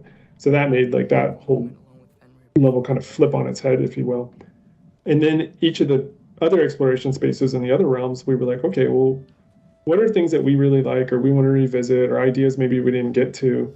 And they just start to pop up out of there. And the main thing we wanted to do is make sure that, I hesitate to even call it side content because it's almost like disrespectful to how much effort we put into it. But it tells just as good a stories as the main story. It's just that you don't need those to know what's going on. They just further enhance characters that you already like their backstories, or they might be telling parallels that are happening in the main story, or cautionary tales, or these things that just bring the whole world together. That is the suspension of disbelief is high if you participate in that stuff, even more so than what's already there in the story path. And I think that's something we were really, really aiming for. That, like, we don't even have fetch quests. I don't think anybody, or collect flags or these type of things. There's you can have elements of that, but if you layer all the other parts onto it, like solid combat with rewards, good storytelling, then you kind of perceive the content differently than it just being what video games do. Because you have to have video game stuff. It's a video game at the end of the day, right? We want it to be the most video game it can be, while also being the most movie it can be. And then somewhere there's a overlap of those two. And I think that's what's kind of unique about our game and why it's not an open world game. So I replayed 2018 earlier this year, and I could say, diving into Ragnarok feels very smooth. It definitely feels like a continuation. It feels like the other side of the coin. How was it difficult to balance that, trying to provide a sequel that does, brings new things to the table, while also, feeling like it's still that same world and game? Yeah, it's super hard. But it was done with intention. Specifically, the first hour, most of what you play, you're like, okay, this feels familiar, and we wanted that. We didn't want it to be like this weird knee-jerk reaction between 2018 and wouldn't it be like to your point, like say you finished it and like literally 2 hours later you turn it on and be like, oh, this feels like a glove. Like I know this is home, And then it starts to open itself up to you, and it does it in layers. Like, okay, like start with the axe and you get the blades, new shield comes online, and then other things start to happen from there that are very different. And some people, they want more. I don't know what to do about that. Like we're trying to tell like a continuous story that we want it to feel like chapter 1 and chapter 2. And it, for us, does that thing, where you're like, oh yeah, this is. Now, the one thing that we do look at is if all the improvements made in Ragnarok, if you go back and play 2018, you might miss some of them, specifically in the combat and the movement and those type of things. And that's where I think the success of Ragnarok lies, because we've already seen that. Some people are like, yeah, then you know what, I back and played it. I was like, man, Kratos just feels a little stiff in this way and that, like things we already knew we wanted to improve upon, and it's actually working out that way. But not so much that you're just like, oh, this is not a good game anymore. It's, like they empower each other, much like the way that, Empire makes A New Hope and Jedi like kind of sing, in a certain way. And so I think there's a little bit of those elements that we took from inspiration, things we love, and wanted to make sure that that was baked in as well. Have there been changes to how weapon, armor, and skill upgrades work in Ragnarok? Yes, there's massive overhaul. The rarity system has been completely changed. For the armor, all armor can be taken to level 9. So there is no such thing as like, early game armor that can't be taken. You can earn the right to transmog it as well. But every piece of gear can go to level 9. And the builds are much more interesting, in my opinion. And that's no disrespect, because I worked on all the last game with those guys. I think they just doubled down on the stuff that worked. And I played the game 10 times this year, and I played with a different build every time, and I had just as much fun every single time I played. So I hope other people are finding those builds interesting as well as they move through the content. But it's those systems are tough, because some people don't want that part of it. They just come for the story. So we even took that into account. Like if you press R3, a little menu will come up and you're just like, give me all the best stuff for strength, and it just auto equips the whole system for you. Don't have to sweat it.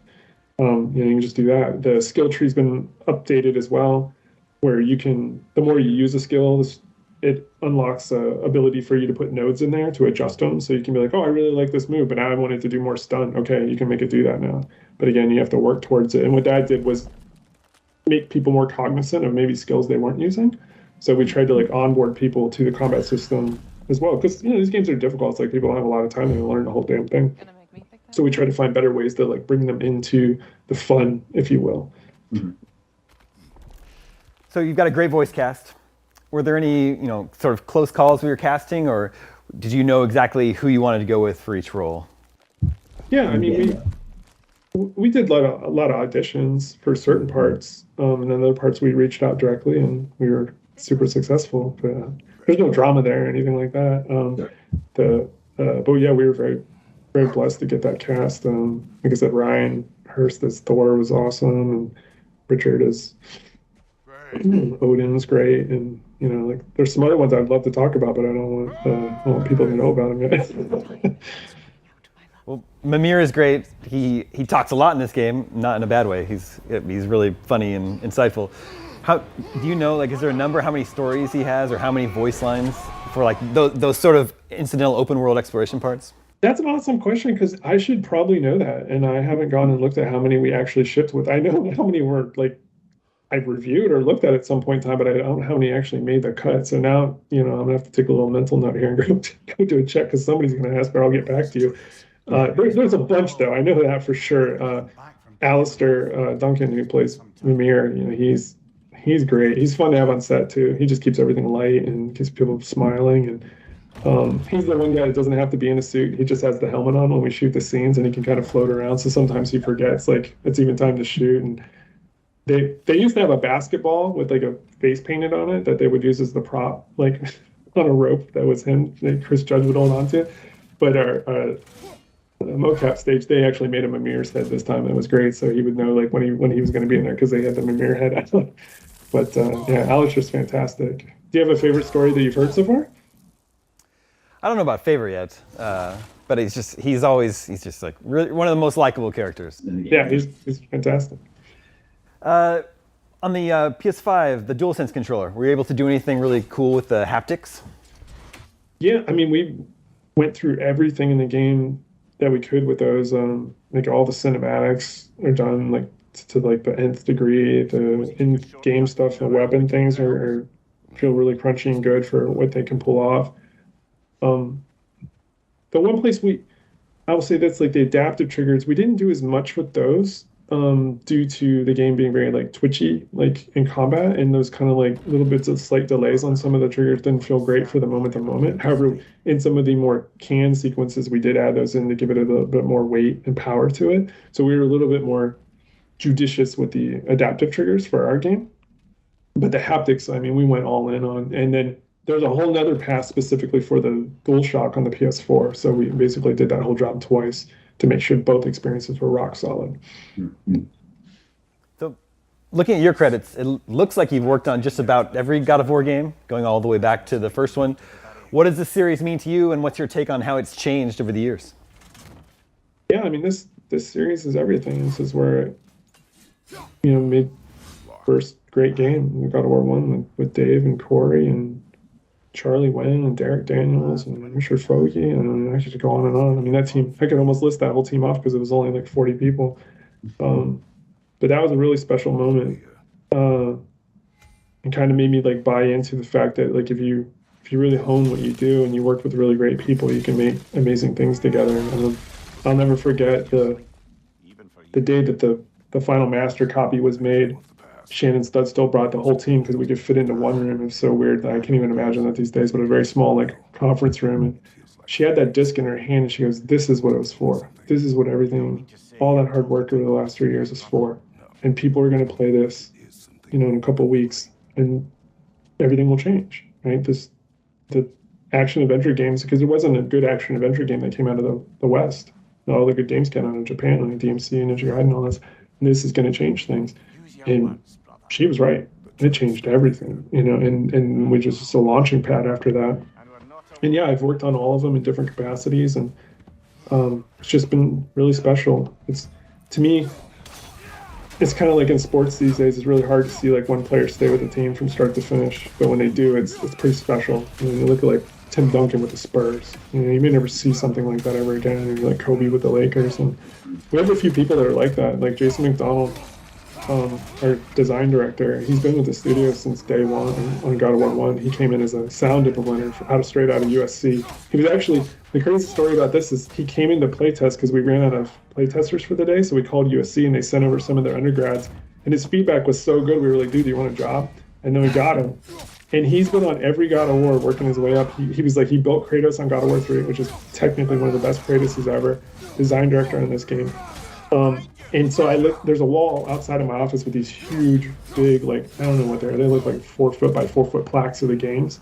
And like, that's like his resume is on the wall. It's like hanging those championships from the rafters at Staples or whatever, And those are the things that are magical to me because I've worked with him like that. I've seen him come up and just do amazing things. And there's so many people on the team. I'm just giving one example right now because he's very near and dear to me, but that's the stuff that is really special, that you can spend that much time on it. And it's, a lot of people bounce around and do a lot of different things, and barely worked at anywhere for more than 2-3 years, and he's going on like, I don't even know, it's got to be close to 20 years at this point. So it's awesome to see that type of stuff, and I hope that he can do even more here in the future, and that's what we're setting people up for.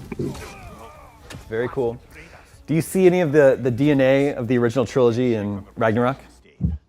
Yeah, there were little things we brought back for sure that we wanted. Like I said, Kratos, he knocked that ring rust off. He's kind of getting back to some of his old tricks. So he's got the grapple swings back, moves through the world a little bit more nimbly. The blades are a little revamped from the last game, so he almost feels a little more comfortable with them. Just little things here and there. There's some callbacks, like some Easter eggy callbacks that I wanted to do. But again, those kind of get into the spoiler territory, so we'll have to stay away from those right now. There's a guy on the internet that people keep sending on Twitter. I think his name's like Odysseus or something like that. I feel bad now. I can't remember his name, but he keeps pulling him up. He sees the references. He'll pull up the old shot and he'll find the Ragnarok shot and pair him up. And I was like, man, this guy's good. He keeps spotting things. He's like catching all my little tricks. Seems like there's a greater enemy variety in Ragnarok than in 2018. Is that something you wanted to emphasize? Oh, yeah. I mean, the leap from God of War 1 to God of War 2 was very similar. Like, there was almost like a 50% increase in the cast, and people loved that. So we kind of knew the roadmap of what we needed to do. I mean, truth be told, if we could have did that in the last game, we would have, but it would have taken a whole nother year. And it was like, at some point, you have to ship these things. So it is what it is. And I don't think that cast is that lacking. I think that at this point in time, after 4 years, people need to find one thing to poke at. That's what they found. Now, obviously, the trolls were always a sore spot for some people. But we took that to heart. That was one of the first things day one. I made like a cast list. And I think we got every single creature on there except for like one. And even then, I think it was put on there as like we knew we were going to cut it on purpose just to get production something that we got rid of. But it was really, really strong. The team was able to pull that through. And it's funny because you can't just put more in. It has to be more in good, if not great. And I think that's where the real challenge comes in, because people start to look back and they're like, oh my goodness, it took so long just to get those creatures there. Now we got to do a whole new batch, and we got to get them that strong. And you guys have all these new toys that Kratos can do, and you have to have responses to that. And it's like a exponential matrix of problem solving that explodes in your face, but you're like, no, we got to do it because it's the right thing to do for the fans. But the bosses are increased as well, like, by a lot. So I think they'll enjoy it. Are you enjoying it? I am enjoying it very much. 2 thumbs up from me. Kratos has access to his Blades of Chaos early in Ragnarok. Is that something you knew you were going to do from the beginning? Yeah. Or was there some debate about that? Nah, it was like, the way that moment came off in the last game is like, people say it's one of the greatest moments in video games ever. It's like, you're not going to duplicate that. Just give him to him. He earned him. He's back. So, that was day one.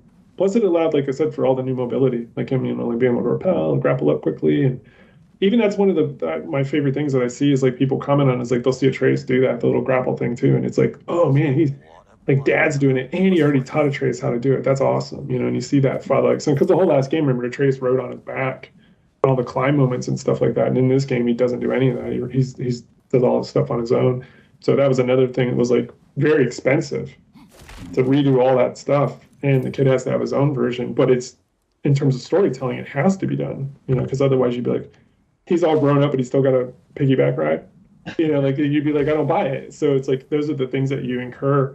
It seems like such a simple thing, and then you look at that and it's like the animation budget for having Atreus move around the world on his own is like astronomically compared to what it was last time. You just pop him on Kratos' back.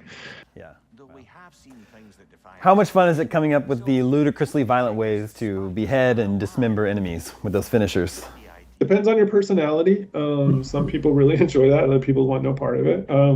But it's those meetings are always interesting. I'll say that. There's a very select few people that like know how to ride the line between like, what's too much or silly or kind of just right in the pocket. And so usually we get a lot of submissions on ideas, and then there's a smaller committee that kind of like condenses those down to meet the guidelines and the taste factor. And like I said, Bruno Velasquez is one of those key guys, our animation director. You're constantly throwing new things to the player. There's the new death from above attacks, Frost Awakening the Axe, environmental kills. Were you ever wary of overwhelming the player? Yeah, that's always a concern.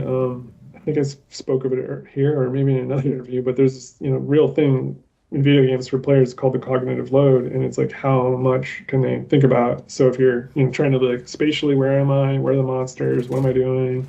What was my armor build again that I want to take advantage of? There's just like the mental stack gets crazy, and so it's not all required. Some of it's for styling on guys, but it's a very, very hard line, because if you don't put anything new in, they're like, well, it's exactly like the last game. Then you can put this stuff in, they don't use it, and they still say it. Then you have other people like, it's too much. So you kind of just try to find a way to dole it out in small doses, so it's first start off kind of like, okay, I just use my axe, learn my variants a little bit.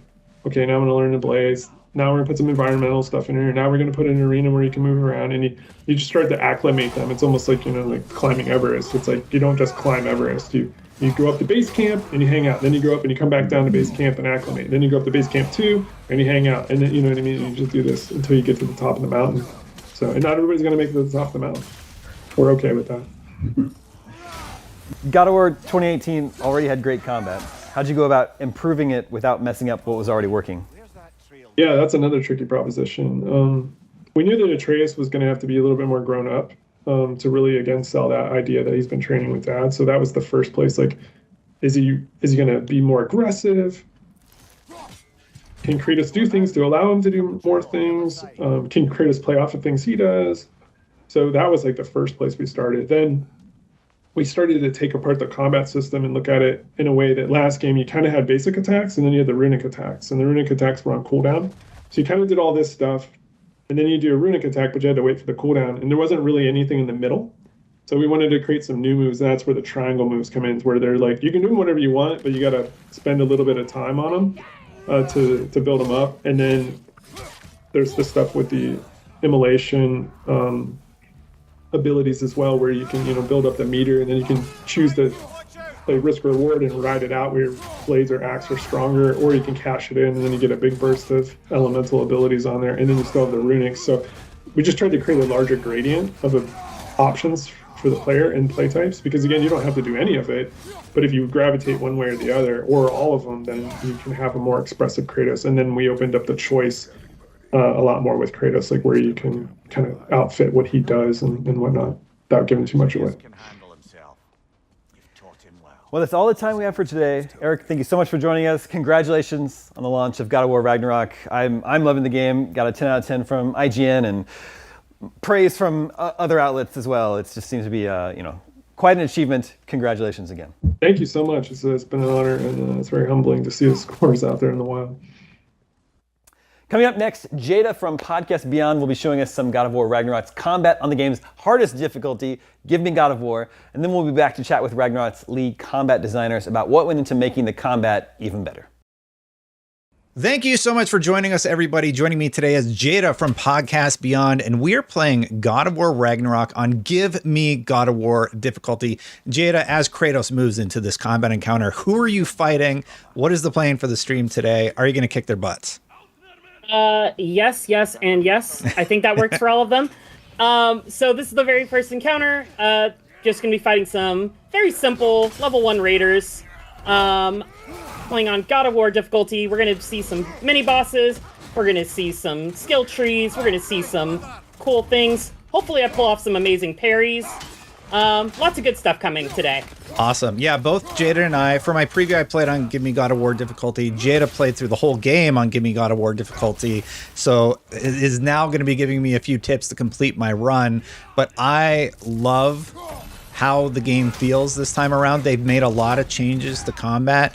If you saw my preview, we actually talked to one of the animators who discussed how they have weapon-specific finishers now, how there's more verticality in the encounters, and all of that is really good. Now, in this early gameplay, Jada is using a lot of parries and the stun meter to her advantage, and it's just great. Have you enjoyed the Give Me God of War difficulty this time around? Yes, it's been pretty difficult, not gonna lie. The hardest parts of the God of War difficulty is the earliest part of the game, because you just don't have all the tools that you would hope to have you know, if you play 2018, you're used to having the Blades of Chaos, you're used to having all the different runic spells. As you can see, I don't have any runic abilities at the start here. So I'm kind of reliant on shattering enemies, building up the stun gauge like you were saying, preventing them from leveling up when possible. Obviously, I failed on this guy. He's a level 2, so you can still take them. And my favorite thing is still the parry. The parry is like so fun. It's so rewarding. That clash, and later on when you get the dodge mechanics that actually slow down time and impact how enemies are able to combat you, it's just a really, really great mechanic that they've added this time around. So you kick their butt. Where are we headed now? So we're on our way. We're looking for Atreus. He has kind of run off somewhere. I won't spoil too much of the narrative portions of why we're looking for him. But obviously there's, you know, something mauled a bear. So who knows? Yeah. Apparently a larger bear, according to Kratos. So Kratos is concerned about his son, and he's trying to find out what has been going on with him. And just before we go any further, I do want people to know that we've done our best to keep this spoiler free. There are going to be dialogue moments where Kratos talks during the combat sections and such, but for the most part, we're focusing on the combat, so your day one experience is as spoiler-free as we can muster. There is one thing near the very end. I'll give you a heads up before we get to it, but if you haven't seen the fight yet, we're going to be ending on that, so stick around to the end. So right now, you're still on the hunt for Atreus, and I love the exploration aspect. I am a sucker for loot, and I'm constantly looking for it. Did you find yourself doing that also? Yes. As I played through, I made sure to stop and hit every chest possible because early on in the game, hack silver is kind of not a commodity you get a lot of. And some of the upgrades, they start to get pretty pricey. So you find yourself like, oh, do I spend the money on a resurrection stone in case something goes bad in a fight? Or do I upgrade this piece of gear to hopefully not get in that predicament later? And so I opted most of the time for the gear, which led to a few more restarts than I probably would have liked. But, you know, it still worked out pretty well for me. And so now you're seeing this is one of the new abilities that they've added to Ragnarok is you can now frost the axe just by holding triangle. And it adds different effects to it, depending on if you do a light or a heavy. Right now, we only have, it's a base, so it does the same thing. But once we get some skill tree stuff, oh, that should have been a parry. What you got? You unlock the runic attacks, which you can level up. You're able to just level up your basic skills and such. And the reason the hack silver is so important is because often there's costs associated with not only upgrading your weapons, but the armor types that you want to use and what you end up doing earlier on. Just finishing the thought for you while you kick their butts. Yeah, appreciate it. Yeah, and you were saying earlier about the shields and the different parries and stuff. Parries are so important in this game, especially on the God of War difficulty, because you just gives you that breathing room. There's a lot of perks you can build off of parrying. I ran a piece of gear that gave me rage, high chances for rage every time I parried. There's ones that can give you a realm shift, which is the slow down time mechanic, right? Realm shift is slow down time, and rage later on also gives you that option. You can stat into a health boost when you use your rage, or the beat 'em up option, traditional option when using rage. Which one did you actually go with? You know what? I actually stuck with the Fury for the most of the game. But I did find some use in one of the other ones that was like a kind of a supercharged attack, like single use. And that was a lot of fun. And it worked out better in some of the boss fights. Just because sometimes you just wouldn't get enough time to really make use of the individual melee strikes or throwing the rocks, or you can't really tackle the bosses. So having that one single, like, big, meaty chunk of health is sometimes enough to either take a boss to the next phase or potentially finish off the boss and get it to that, get that context sensitive button to pop up. Did you feel like Gimme God of War difficulty was easier this time with things like the mid-battle boss checkpoints? Yes, that is actually one of my things I just did not really like personally, because if I got into a fight and I was, half health, 3/4 health, that's something I need to be able to overcome. But instead, this time, if you die and once you got to a new phase, it heals you to full. It cheapened it a little bit for me, but I was thankful for some of the tougher fights when I was just trying to get through. It was nice to be able to just do that.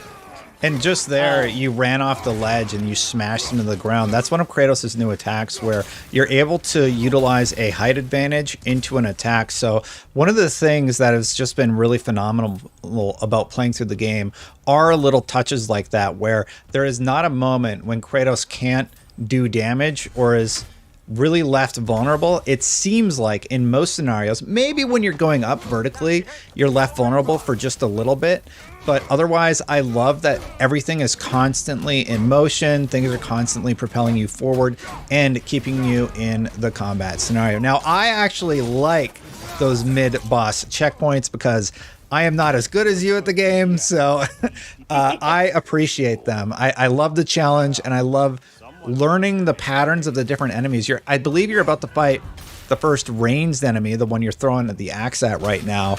And yeah, I don't know about you, but sometimes it's just really smart to play back and just throw your axe to whittle away at them, hit them with that frost damage, get them slowed down.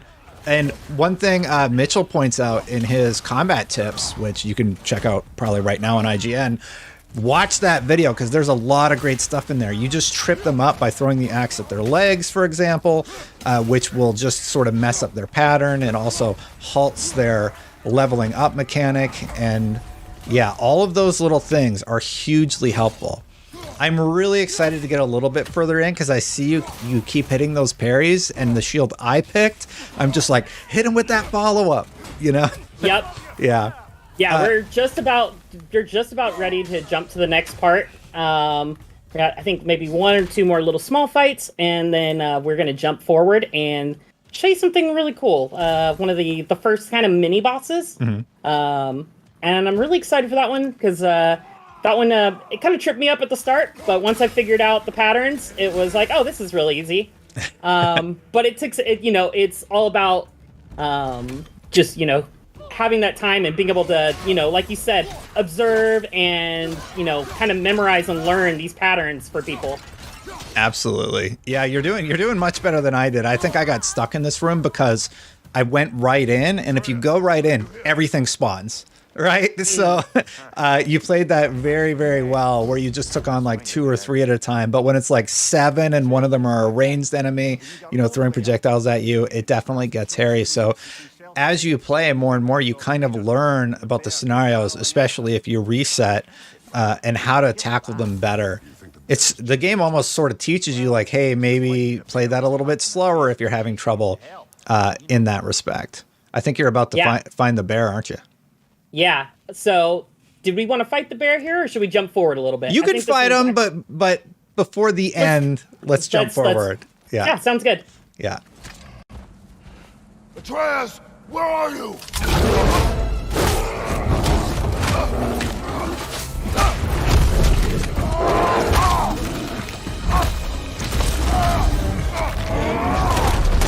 Well, we found the bear, or he found us.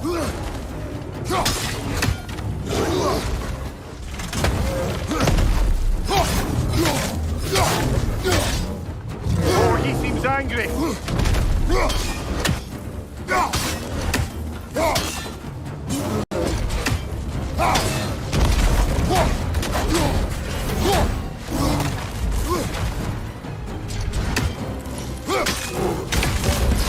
Here it comes. Uh-oh. You see, right now I'm using a lot of kind of ranged attacks because the bear doesn't stagger very easily. But if you get those sweet parries like that, Yeah, you got it. then you can. This whole fight is basically about teaching you the parry mechanic and the dodge mechanic, which you need to survive, really. Because when that red ring comes, it's teaching you, okay, this will either kill you or do a lot of damage. It's not a blockable attack. The yellow rings can be parried. So in addition to all that, they're also showing you rage for, I believe this is the first time we actually utilize the rage mechanic to take on Bjorn the bear. And yeah, a really, really good fight. Just one of those early fights where it's teaching you how to play the game and how to play it really, really well. I love that you're getting that stun meter up there, but early on that stun meter recharges so quickly. You really, really got to be on your game. You're getting close to the end of the fight, so we're actually going to jump forward, but why don't you get that stun meter and let's see what happens. So if for bosses and mini bosses like you saw there, we're gonna go ahead and jump to the next save file. Yeah. But for those bosses and mini bosses, when you build up that stun gauge when they're not near a killable point, you'll see that it's just gonna chunk off a section of their health.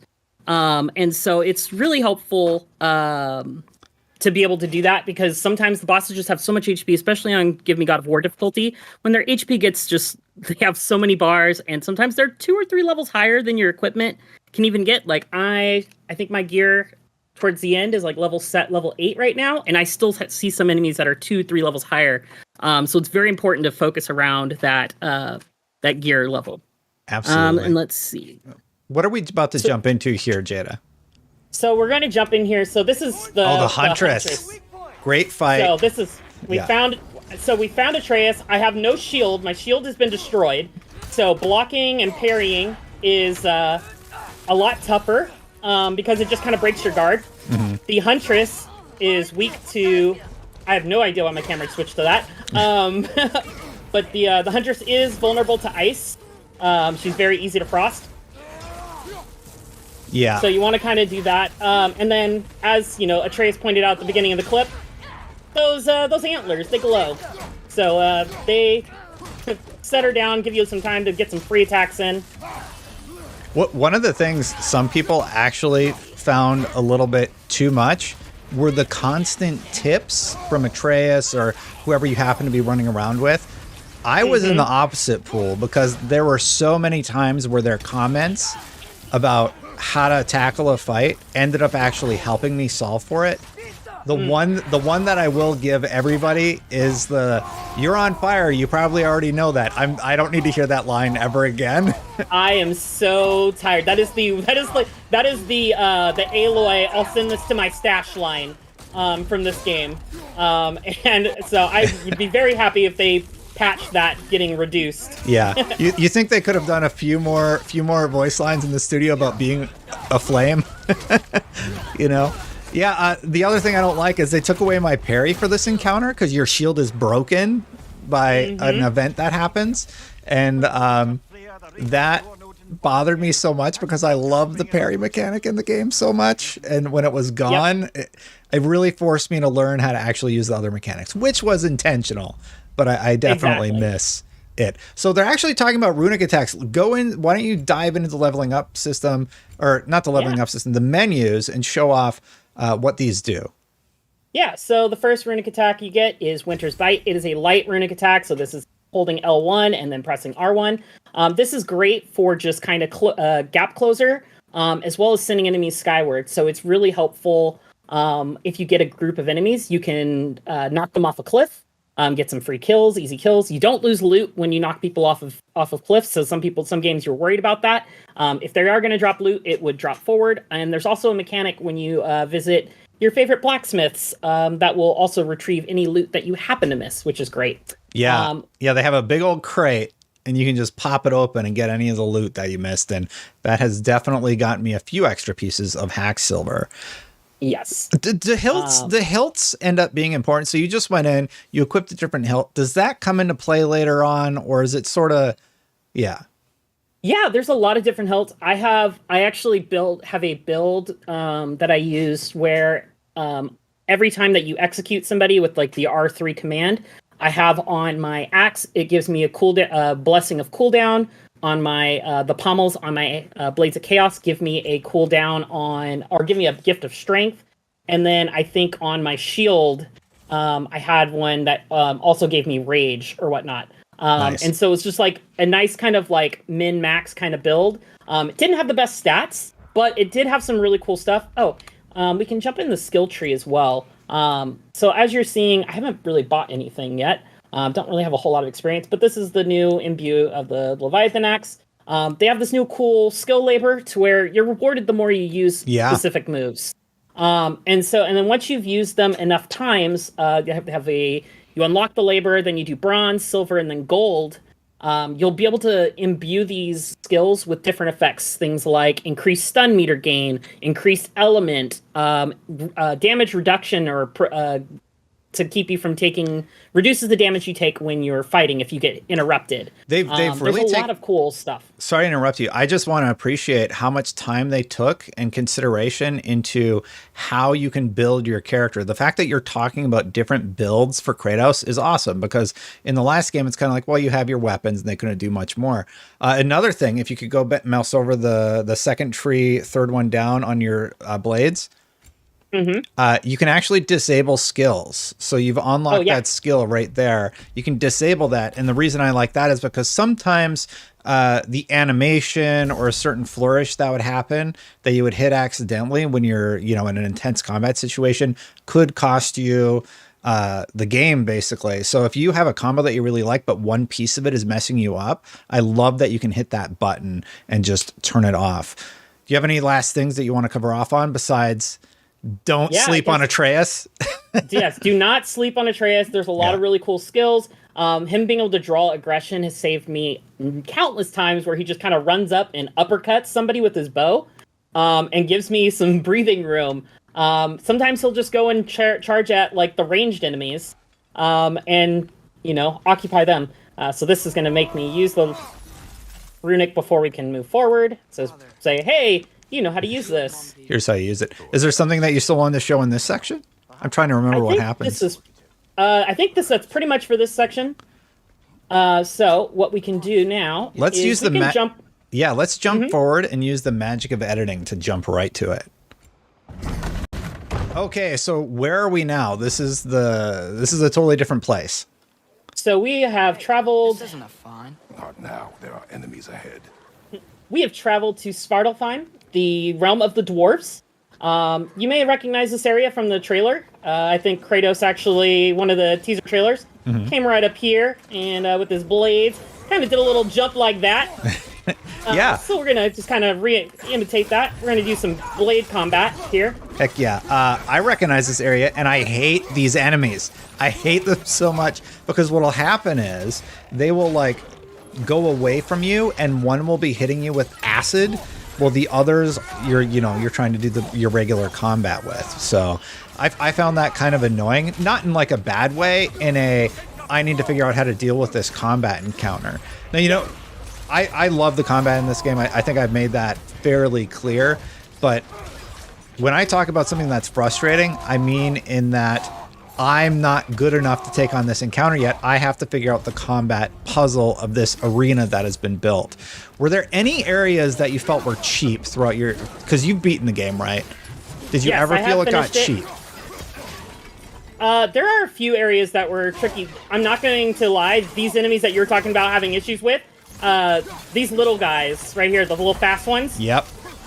Did not enjoy learning how to fight them. As you can see, poison from behind. We're going to go ahead and burn a resurrection stone there. The poison is so brutal early on in the game. I hate it. I hate it so much. But there's one of those weapon-specific finishers that you got. Glad you had the stone ready to go.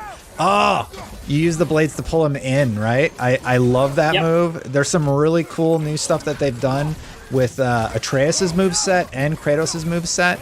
And I like how the movesets actually feel like Atreus has learned from his dad and adapted those movesets to his own style. I don't know if you recognize that also, but that was my takeaway. There's a lot of synergy. Oh! They got you? That little guy, got me from behind. I saw the shield. I got excited. Sorry.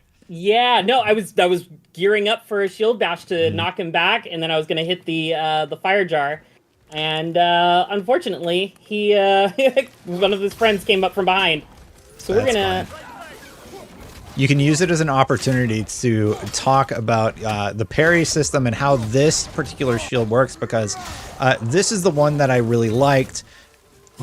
How it works is basically if you manage to parry an attack, it charges up, and then you can double tap the parry button and you will smash your opponent in the face for, I believe it's extra stun damage, right? In addition to regular damage. Yes, so you do extra damage. You also do extra damage. You build up extra stun gauge.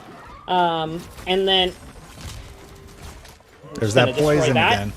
Yeah. Those guys, they really, really get on your nerves. Do not let them level up either, because they're basically a one-hit. If these characters get to level 2, because poison is so strong in the game, yeah, you want to take them out right away. Jada, I think it's pretty spoiler-free. What's the armor set that you keep telling me I need to get?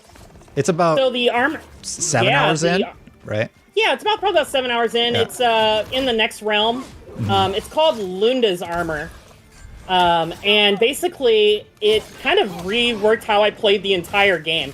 Because, you think of God of War, you think of all the weapons, but with Lunda's armor, it actually enhances bare-handed fights, to where you just want to fight with your hands, because every strike, parry, guard with your shield actually will infect the enemies with poison. And when you infect enemies with poison, it does 3 things. It does, it lowers their level, which lowers their damage they do to you. Oh my goodness. And then good play there. It also increases how much damage you do to them. Yeah, good play on the rage meter there. Rage, when you pop it in a pinch like that, not only do you get to do a lot of damage, but for every, I think it's every kill or maybe every hit, you actually regain your health. So it is definitely one way that you can get out of a sticky situation. And, the early section that we showed you, I think you still got a stone. The early section that we showed you was an easier combat scenario, but it's still not a joke. Like, you still can't make a mistake. So maybe we're deterring people from trying out this mode by showing up just what happens. Like, you got hit like 2-3 times in the whole encounter, and that's it. It's a reset for you, right? I like that, and I assume you do too. Yes, exactly. Yeah, that's the big thing. That's like what I was saying about earlier, when you just don't have the gear at your disposal. And wow, why are there so many people? I do not remember there being this many people in this encounter. I'm gonna be honest. I think this is one of those encounters where if you go to a point, you trigger the next scenario, and then you're just like bombarded with enemies. There's a section like that in the mines also. Spoiler, you go to a mine location. And I did the same thing. I was like, how do I get past this? It's like too much to deal with. And I'm like, oh, I'm triggering the combat scenario down there. So I'm having to deal with like 12 enemies or something as opposed to 3 at a time, which is a little bit more manageable. Yes. There we go. It's like, I'm pretty sure there's a health stone down here. And the cool thing about, I will say also, is so the health stones that you will find just placed around the map, those actually respawn over time. So when you're just kind of exploring, don't worry about saving those for later, because you're just leaving health on the floor, or on the table, I guess, at this point. Because they just kind of respawn after some time. So you can always come back and restock on them. There's a little bit of crafting materials there. Some beast scraps from all the beasties we just took down. It's hard not to pick that stuff up. Like, once it's ingrained in you, especially when you need to upgrade your stuff to be successful, you have to get it, And beast scraps are something that you will need for like pretty much the entire game. It's one of those resources that like you keep getting new pieces of gear, specific gear that require beast scraps, and you don't get them as often as you probably would like. So like you do find yourself kind of going back and hunting down different types of beasts to get those scraps to drop so you can upgrade the gear. Jada, is this the fun train ride? This is the simple train ride. Oh, okay. We're not going to show the fun train ride. Because I was going to say we should do the fun one and then transition. Should we do the one fun? We can do the fun one. No, it's we're not very far away from it, so But this is a fun, like, I love there's so much kind of like Disneyland theme park adventures in Kratos' journey. This one kind of reminds me of that, like, what is it? The Snow White and the Seven Dwarfs, like, train ride at Disneyland. Yeah. Kind of reminds me of that one. It's very simple, very slow, but it's fun. And then you get to this new section, and it's like, okay, now solve the puzzle of how to go further up the mountain and get to the next location. And it's gorgeous. Like, the game is gorgeous throughout everything that I've played anyway. Did you enjoy the rest of it? Yeah, and and keep in, like, we're playing on performance mode. I played on, I missed that. That's terrible. Yeah, the Ravens are back. Odin spies. Which we call it I'm playing on performance mode now, but I played my first playthrough on resolution mode because you played I wanted my game 30. to look pretty. You played it 30? Okay. Yes, I played it in 30. My first playthrough, all the way through. So like the tough fights, if you think you got an easier time doing them on 60, like 30's like you have less frames to like see things. Yeah, and on that note, like when I booted up the game, you check out IGN performance review. JD, feel free to keep going as I ramble here about resolution. But when you start up the game, it gives you a bunch of options to choose from. Like, do you want to play resolution, performance, 120 if you have the TV to support it? You can play it 45 target frame rate, sort of a mix of them both. I think Insomniac did a really good job of offering you a plethora of options and ways to push and pull, like, PC gamers like myself. I play a lot on PC, so I love being able to sacrifice what I want to sacrifice. Like, maybe I don't care as much as shadows, or maybe I don't care much about certain aspects of the game, but I still want it to look as pretty as possible and hit a frame rate target I have in mind. Consoles have finally got there, and PlayStation does an amazing job of giving you all of that with God of War Ragnarok on the PlayStation 5. As you keep destroying this Dreki, I gotta say one more thing. The base PS4 is also really impressive. The base PS4 runs at 1080 30 and looks great. Our graphics comparison, like, unless you zoom in, you can't really tell. But getting to the boss fight, the Dreki here, it has a lightning-based attack. I fell in love with the game basically with this Dreki boss fight because I love how it's telegraphed. I love how it changes up your expectations after learning all these combat things. And that was the point that did it for me. Why did you want to show the Dreki specifically? Just because he's Dreki, awesome? like you were saying, the Dreki fight is just so much fun. It really like teaches you the parrying, when you should dodge. Like, that attack is parryable, but it's not really. You don't get a lot out of parrying that strike, and you take a lot of damage if you miss it. Mm-hmm. Yeah, that tail will wreck you. He has the lightning attack, which will wreck you. He has the tail attack, which Atreus is constantly cueing you about, by the way. This was one of those fights where I'm like, I'm so glad Atreus is here, because I don't know if I would have parried that tail whip, basically. Because he kind of tells you, and you have your frame window as I died there. telling you when you can do it. Yeah. So like I said, if you miss that timing on that parry, it's a little bit trickier on that one, and it's not really worth it, and you take a lot of damage. So yeah, play it safe, and you'll get through it. That's the moral of the story. Do you want to give it one more shot, or do you want to jump forward and show something new? So I don't have a save at the fun train ride, unfortunately. That's okay. So you'll have to see for yourself. Game's out now, so yeah. All right.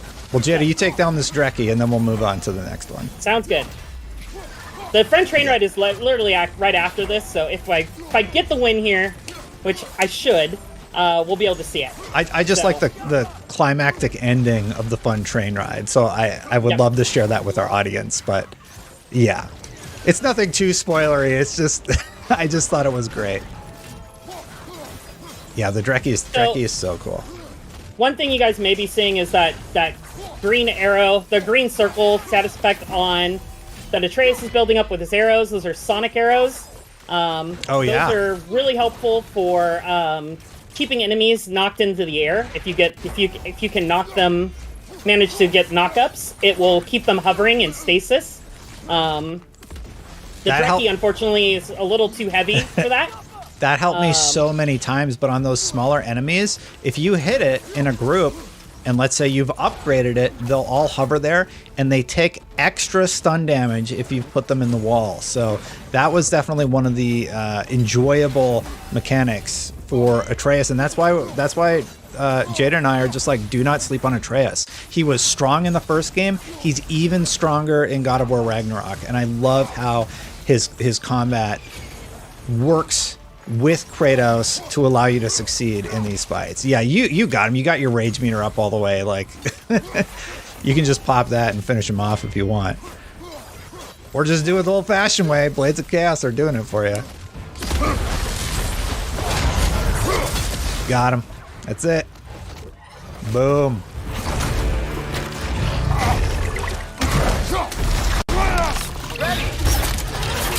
I love that they incorporated Atreus into these like finishers, and it just really, it cements that bond of them like really working together. And the game also is using that continuous camera shot that they famously did with the first game, and a lot of people applauded them for that. So it's nice to see that returning, and the game still this is still very early. Like, how far is this in? Like 3 hours, 4 hours? Yeah, this is probably around 4. It depends, because like when that first fight when we swapped to Svartalfheim, that skipped a bunch of side quests. Yeah. So there's a whole second half of the lake here that I could have went and explored. The blue icons, those are your, what are they called? Tasks? Those are those are your the favors. Favors, that's the term, yeah. Yes. So these are favors that you could be doing, which are just their side quests. So these guys, are really frustrating for a lot of people, but if you use the blades and just kind of whip the ground, don't forget their nest. You just wipe through them pretty easily. Yeah.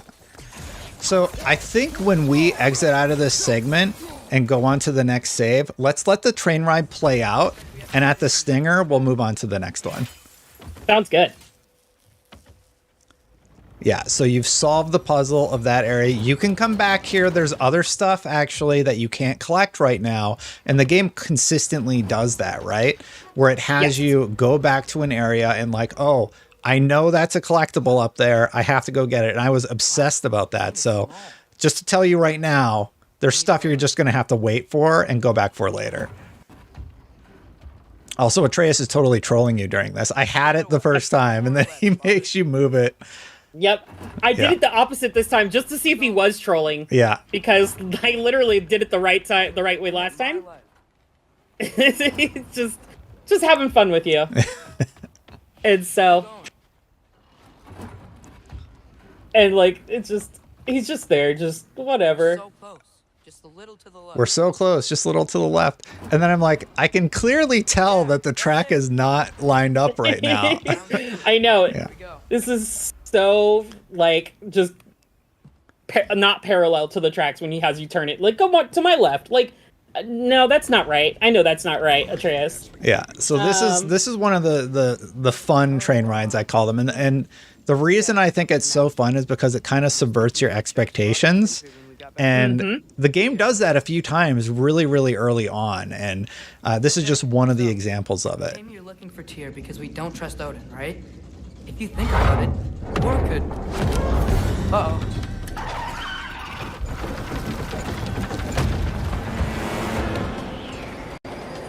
On your left!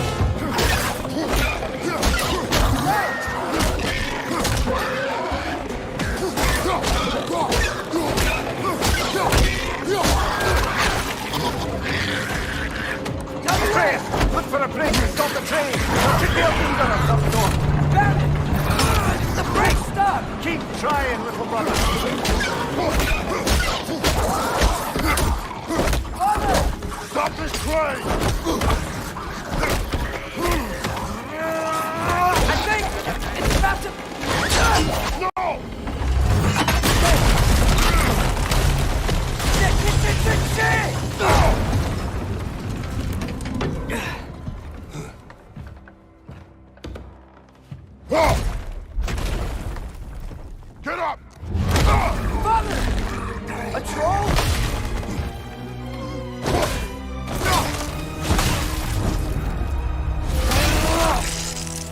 I love that. And I did too. Yeah. Go ahead. I do feel a little robbed. I was like, sweet, a troll fight. I've been wondering when we're gonna get.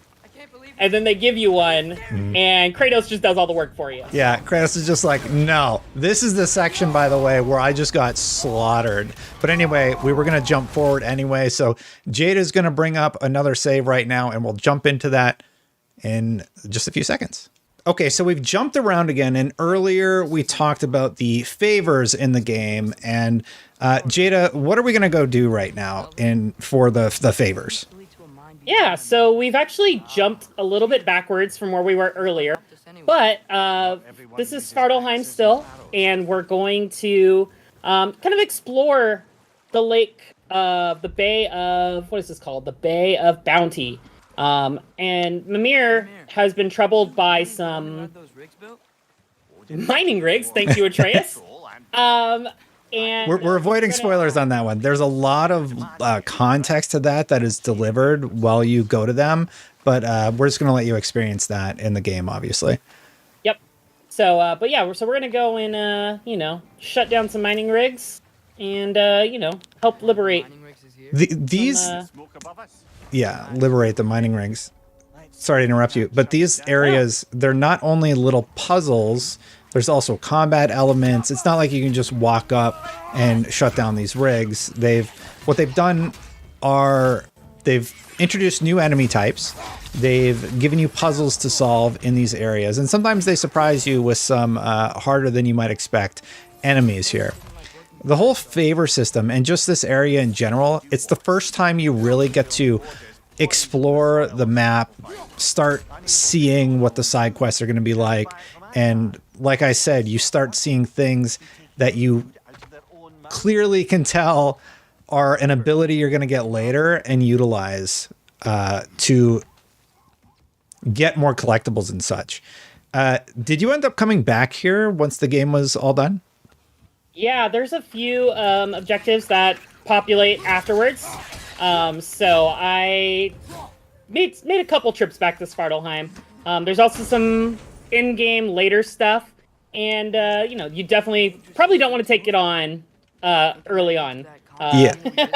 Well, one we're gonna show later, they're called the Hateful, and it was one of the first things you and I messaged each other about. I was like, hey, were you able to beat this Hateful character in this early area? They are this enemy type. They're Draugr, and they come out of these holes near the mining rigs, and they're exceptionally difficult. They're very fast. They use fire, and they'll just eat away at your health so fast if you're not paying attention, as most things and they're do. Important enemies to fight too, because they drop upgrade materials for your axe or your blades of chaos. So these are fights that you want to do at some point or another, because it's just you want more power, you want more strength from your axe, you want more I think is it runic from your axe and strength from your blades, one of the two. But yeah, you want as many of those bonuses as you can as you progress, especially playing on the Give Me God of War difficulty. Every stat point can really help make the difference in some of these fights that you're trying to make or break, how fast you get through them or how much damage you take per hit. Yeah. In the background, so we're playing this before it's available to the public. We're going through, and we actually don't know if we've seen all the trophies, but I don't think any of them have anything to do with playing through on the hardest difficulty. That's just for your own pleasure, if you want to call it that. Yes, exactly. Which is good. This fight is not for the faint heart. It's definitely tough. This enemy type has this ability where it actually spawns the little babies. I call them the babies, but the wretches. Yeah, definitely a hard enemy to face because of those little guys. But I actually found this to be one of the easier enemy types to kill. Yeah, these guys, their patterns are pretty predictable. Mm-hmm. I didn't have a lot of HP going into this, and one of those little guys got me. Yeah, the little guys, if they overwhelm you, they explode. They do a lot. But this guy, him or herself, Not one of the more difficult. However, that doesn't mean that these favors are easy. There are some where there's more of the frog-like characters that you're going to have to take on, and those I found to be much more difficult because they're using verticality, they're using more of the map and their abilities, and I do like the animation when he takes them out. So yes, the execution animations are very well done in this one. It feels very visceral. It reminds me a lot of the over-the-top that we got in like the previous trilogy or original PS2 God of Wars. Like it's really nice to see the callbacks and kind of a theme that kind of continues along through this one, which is was very welcome for me. I very enjoyed it. Small things I'm just being reminded of as you're picking up health and the collectibles and such. I remember that when you actually pick up health things near a boss during an encounter, it will stun them. Yeah. So just a small pro tip, but you can use those strategically to your advantage, and sometimes they really help you out, especially in a fight we'll probably see later on. Yeah, so this is the first exploration area. You get to look around, you get to go to all the different islands. I did all the favors. They were very fun. Oh, yeah, this enemy type is interesting also. This is an enemy type, not really an enemy type, more like a collectible character, where you can't hit them directly on. You have to hit them from behind, and if you kill them, then you can go down there and get some valuable resources from them. And there's a lot of stuff like that as you're exploring in Ragnarok that I appreciated. I just love stuff like that, so... And XP is so important. XP is tied to a lot of your skill tree upgrades, and I think you use XP for a few other things in the menu too. Do you remember off the top of your head? Yeah, so you'll use your XP for your runic upgrades. You'll use it to upgrade your rage. You'll use it to, like we said earlier, augment your different skills and abilities. And I believe there's like one or two other little things that you can use it for that are escaping me right now. But there is a lot of stuff to use it for. Let's see. I forget how I'm supposed to get in here. I think you just jumped down when you were up there. All right. Well, we'll grab it. I'll grab it later. Not important. You have your main save. This is just your funsy save anyway. This is funsies. So not going to waste time going back up and around. All right. The reason I really like all this side stuff is because you get a lot of dialogue between the characters. They're constantly telling you more story while you're smashing barrels and collecting the drops that like increase your stats in the game. And I like that relationship is further solidified between the different characters. Yeah, same. Go ahead. No, I was just going to ask what you thought. Yeah, no, I love all the stories that we get from Mihir. Even Kratos tells a few stories that I won't spoil, but they're very Kratos stories. Yeah. Is the best way I can put it without being spoilery. But it's such a treat to hear more of Kratos speaking because, you know, a lot of times it's very like most of his remarks are like prompted, and sometimes he just kind of talks occasionally.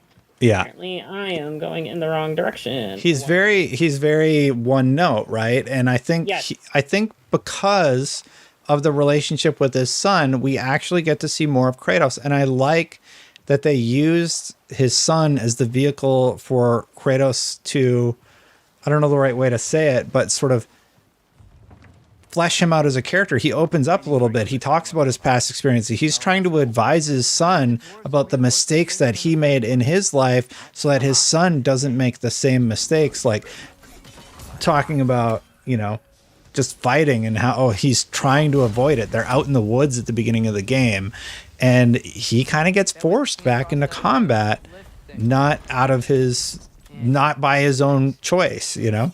So yeah, it's a there we go.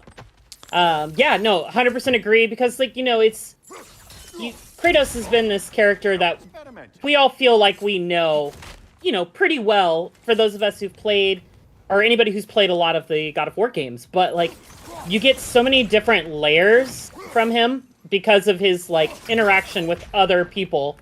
And it's such a treat to kind of peel back the layers of that onion, so to speak.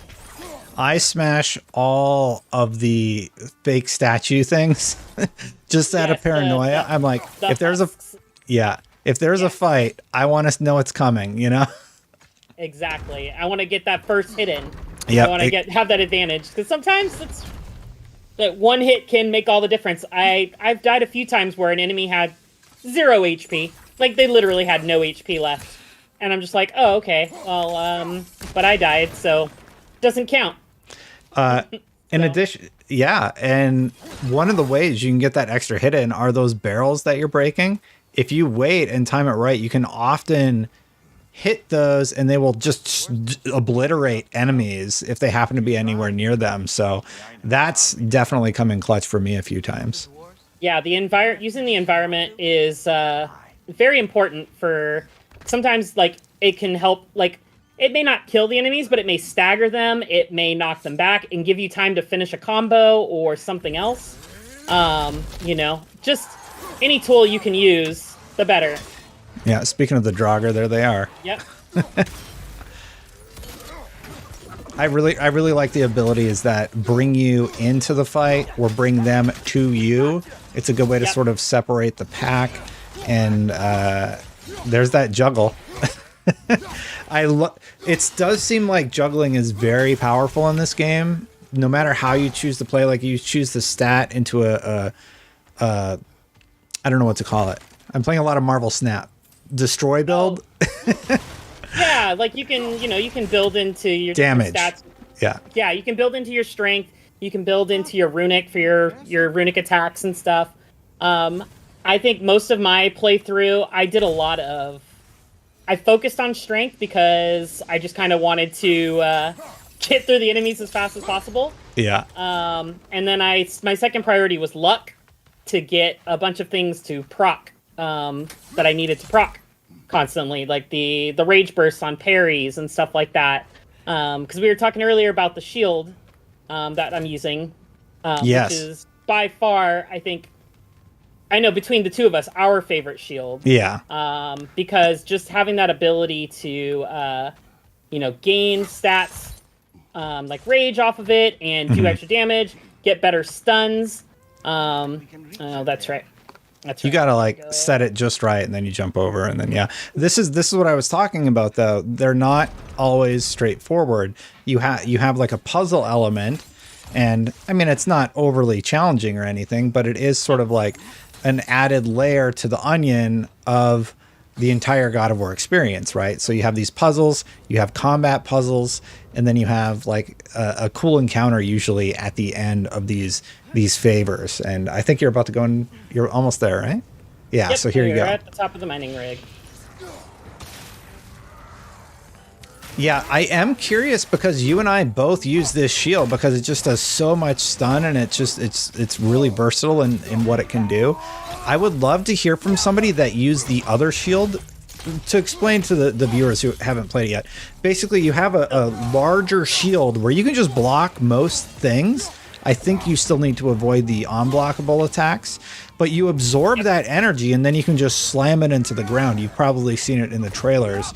And then there are other shields that have also been in the pre-release trailers that are potentially used in other ways. So having... one of the other ones I really liked was there's one for that cleanses your status effects. Oh, nice. So, like, if you get, covered with frost, poison, fire, whatever, you can double tap with the shield dash, and it not only cleanses the effect from you, but it deals that elemental damage to the opponent.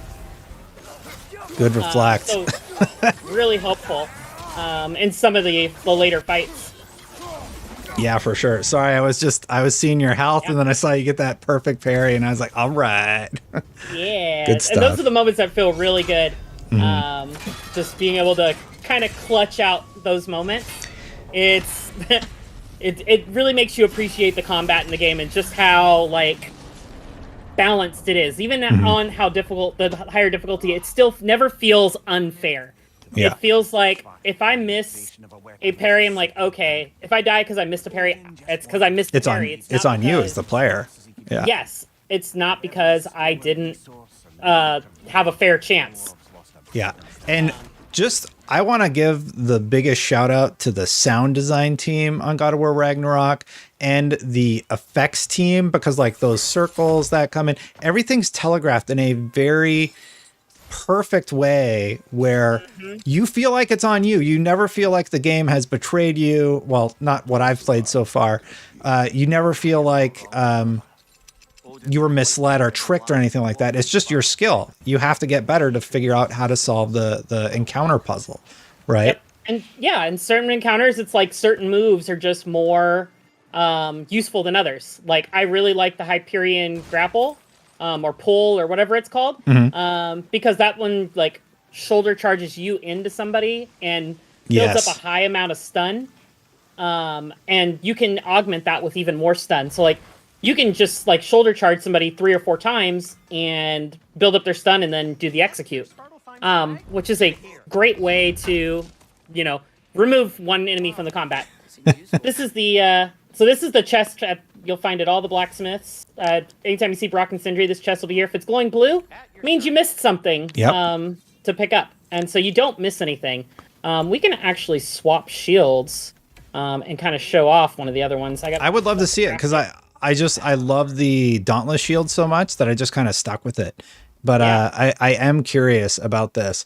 And while you're here, we should also show off the upgrade pass and how things sort of start stacking upon each other. Like, why don't you show us sort of early game builds and how you would deck Kratos out? Yeah, so right here, first off, I'm going to go ahead and craft this Nidavellir armor. This is what we're getting rewarded for clearing out these mining rigs. This armor, it keeps the stun gauges filled longer, and then when you with the chest piece, when you stun grab somebody, you get a health burst, so it heals you. So it really pays off to be able to do these side quests, because this is a really good armor set for early game. And then let's see, we wanted to do some skills. Let's see. So as you can see, I've already upgraded my freezing throw to add extra stun, but if I wanted to swap that, I could add extra protection, so I get damage resistance and resistance being staggered while I'm charging up the throw. So that way, if somebody's coming in and you're not sure if you're going to get the throw off in time, you could potentially still get the throw off and mitigate some of the damage you would take. Or you can just increase the damage. I personally like the stun bonus. Got the axe throw. I like adding the frost element to this one. I want to see if there's any other upgrades that I want instead first, though. As you can see, my other techniques here, I've added stun just to the regular charging of the axe. That's my build is all about stun damage. That's my preferred way to play. I like stunning enemies, and then I like just being able to, finish them off and activate these abilities on my armors. And actually, you know what? I'm going to buy this so I can charge that because I like that skill. I like being able to do that. As for my Blades of Chaos, let's see. There we go. This is the Hyperion pull that I needed to. Very fun. Yes, so this is one of my favorite Blades moves because it gives you a small invulnerability window. It does a good amount of damage, a good amount of stun, and when you upgrade it, you can add even more stun. There's gear to boost the stun for it even further, or you can boost the element so it does more fire damage. All right, this one took me a couple tries, I remember. Yeah, this one's tricky. Didn't get him. So that is sort of one of the elements we were talking about, though, where you can utilize the environmental explosive goodies to hurt your enemies. There's also that big rock there. I don't know if you can show that off while you're kicking butt here. But I love these rocks. These are great to take off a significant amount of health from your enemies, or just take them out straight up. That works also. Are there nightmares in this section in addition to these guys? Or is that I later? think there might be in this one, but I don't. It might not. It might be in the next section where nightmares start to appear. Okay. Yeah, those were the little guys from the first game that shoot projectiles at you, and that's in addition to all of these characters. Yeah, let's see the new shield. Oh, there's nightmares right there. So, there you go. You can, oof. You can utilize that other shield. It builds up power, and then you have to sort of detonate that power that's been built up and utilize that against your enemies. I did not know what happened there. The difficulty is no joke. Like, you get absolutely wrecked if you make a mistake and you just get caught in a bad pattern. You just reset and you start the encounter over. You know, that's just sort of how it is. The crazy thing there is, like, when you see an enemy that's stunned and you can grab them like that, usually you get like a minor invulnerability window. And so that's what I was trying to do there to give myself some breathing room. But apparently either the gauge ran out or it just didn't trigger because I think it might have been trying to climb me up here. Oh, yeah. And you know, I think it might have had some of that. Might have gotten in the way. Yeah, once those nightmares come into the scenario also, it gets really, really tricky because you're just getting hit with a lot of projectiles and you can't do too much about it except for get out of the way, like move back further so that you can reset the combat arena and just get a better perspective of how you're surrounded or where the enemies are coming from, and then go for it. I have to imagine you're also at a slight detriment because you're using a shield that you're not normally playing with. Yes. And yeah, and that's not going to help. There's Atreus. So I always say, even in the first game, don't sleep on Atreus because he just saved your butt. He jumped on that guy's back, he locked him up, and you're able to do your thing in the game. The gameplay is just so good. I can't emphasize how fun this is. I know we keep iterating that we're playing on the hardest difficulty, but the reason that is important is because it gives you a better appreciation of all the different combat mechanics that have been added or changed with this entry of the game, in my opinion. And I think you're about to finish off the last one or two, right? Or is there another wave up here? I don't remember.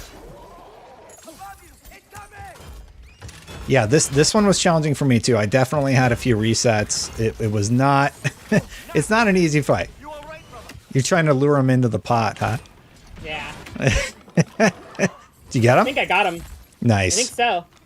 All right, let's see. But there's somebody behind me. I'm trying to... There we go. Atreus down him for you. Yeah, looks like you got 2 left, and then you're all good. Those acid pools too, like... I don't know. There's a lot going on with this character type where things can get out of control real quick, like right there. I love having the raids to fall back on, though. It's very, very helpful to be able to pop that and then continue your fight, because otherwise that just would have been it. Actually, you didn't use your stone yet, so you still have that going for you. There we go. All right. And also, I actually don't think you should complete this. So let's jump to the next area, because I think there's some cool lore stuff that happens. So we're going to jump forward to the next thing. Let's check out that hateful fight you were talking about. Yeah, I got a cool hateful fight we're going to jump to. I got all my notes here, so we'll just kind of jump into those. So the hateful they're new. I don't remember them from the original game. I think it's the same kind of like Draugr type enemy that we've seen in the previous game, but they've been kind of elevated to a higher level. I think because you'll notice a lot of the attacks and stuff will be pretty much nothing new that you haven't seen in 2018, but they're a lot stronger than they were. This one was a little bit of a tricky fight. I'm hoping that I'll be able to take it down in one go. I love that you frosted up the axe before you even went in. Yes, it's one of those things you can kind of prep. Ooh, I timed that wrong. Nice. Yeah, so we've jumped forward to this hateful fight. This is what I referenced in my preview, where I said I got in a little bit of trouble by going off the beaten path. It was the hateful that I kept encountering, because these fights, they're really, really fun, but they're really, really challenging. You make like one mistake, you're going to be hurting. You make 2, you're done, and you're resetting that encounter. I would get stuck on these for like I don't know, half an hour before I figured him out. This one went a little smoother for me because you can kind of cheese him by getting up on that platform. But he brings in his buddies, so then you got to crowd control his buddies, and if they level up, the whole thing just goes nuts. You're doing a great job, though, Jada. So the big thing with this fight that kind of helps make it more manageable, if you can get him in this corner, yeah, it just makes it real easy to kind of build up that stun gauge. And then you get that huge chunk of health just knocked right off. And his parries, if you can usually get the first few, which is helpful. Oof. Yeah, and that speed move is very, very difficult to time right. I'm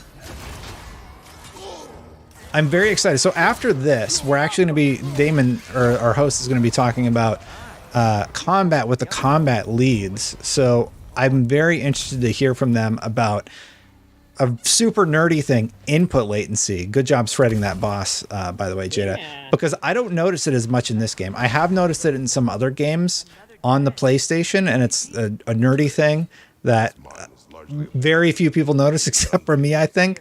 I do not notice it in God of War, so I'm curious what they've done to mitigate that. Yes, you can play at 120 frames, which will bring that down. Playing at 60 brings it down. I still don't know how Jada did it on 30, but yeah. Yeah, I think that's also helping me on the 60 run. I'm doing this much smoother. Yeah. But yeah, as you're playing through, keep an eye out for these barrels because they drop rewards. And they don't ever tell you, really, that these barrels are there, are a thing. Jada, you made that fight look easy. You know, I just do what I do. Yeah, you tore through that in like 2 minutes. I know. I like planned out all these segments on you. I'm like probably gonna die a couple times. That'll fill up the schedule a little bit. But, or I'll just rock it. I'll rock it. Well, what do you want to jump to next? Those fights are really good. There's one in the boating area. Also, don't miss that. And then there's this one in the mines, which you'll explore later. Do you want to do the elves? Do you want to do the elves next?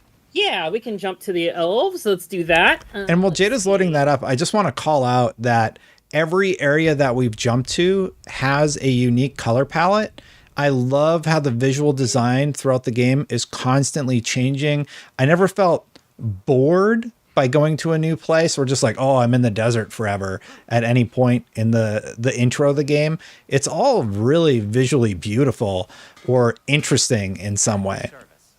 You know, one of my favorite things also is you're going to see so many areas that you saw in 2018, but they're so different now.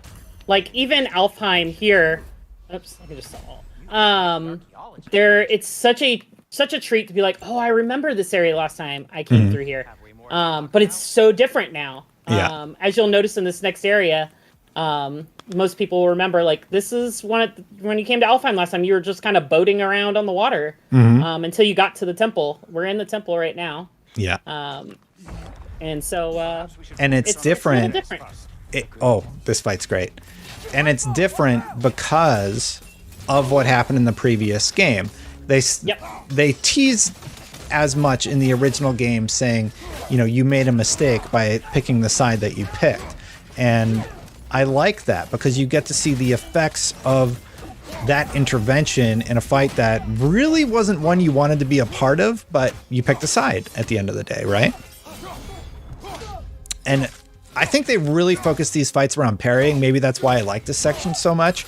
But this entire level, it's no joke. It's one of the harder parts of the game, especially when you go to that center area and they introduce I call them wizards. I don't know what they're actually called, but they use more mystical abilities in a middle section of this level design.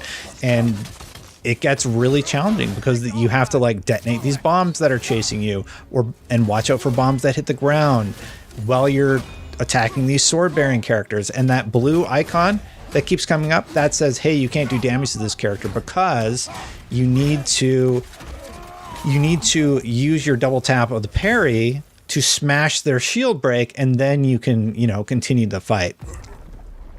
Yeah, and what you probably saw me throw the axe. There's this, you guys will learn more about that when you get it, but it's basically a little help me in these fights against these elves because they know that they can be tough to stun sometimes. Yep. Yeah, that does a ton of stun damage. What's your build that you're doing that much stun on an axe throw? So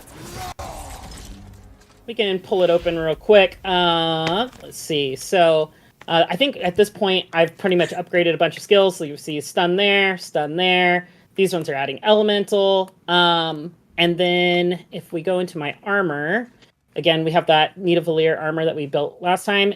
But I'm wearing a from killing enough of the Raven's Tears, or the Odin's Ravens, it increases the healing. So not only am I getting health bursts every time I stun grab somebody, I'm getting a 15% bonus by wearing half of the Raven gear set.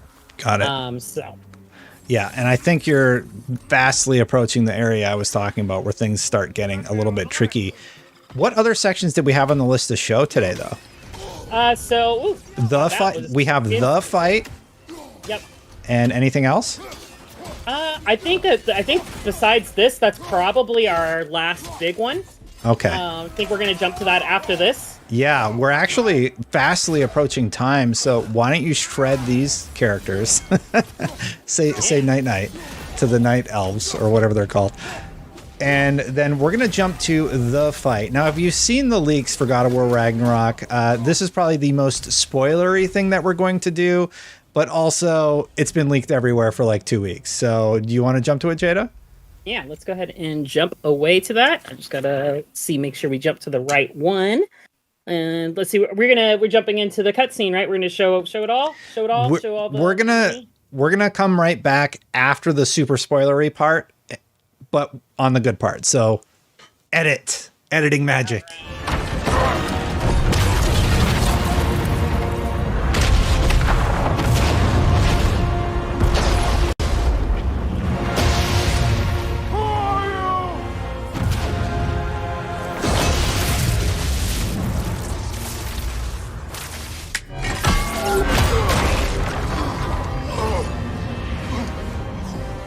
I've been waiting for this. You're not from here. We got a tradition called blood payments. It means I get a piece of you for what you took from my family. You'll pick it up.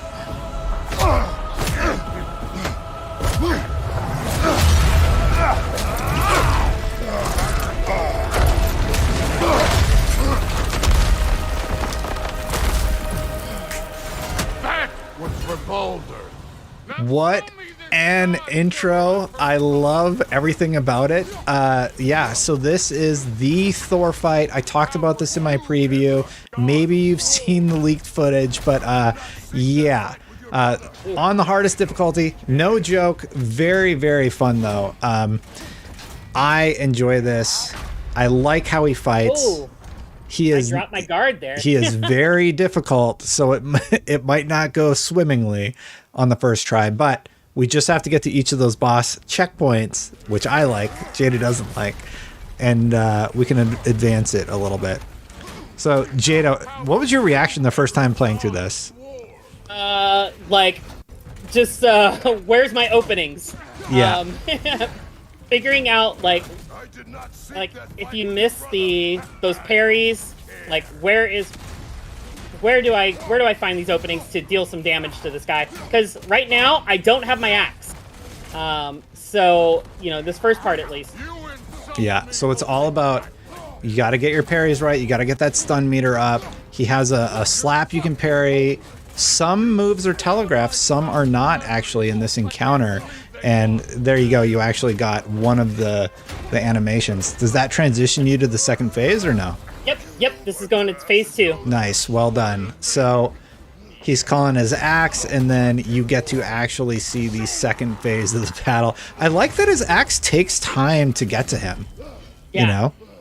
There's actually, that Alpine section we showed earlier, those reflecting walls, the stones, I actually at one point just left my axe there and just let it endlessly reflect.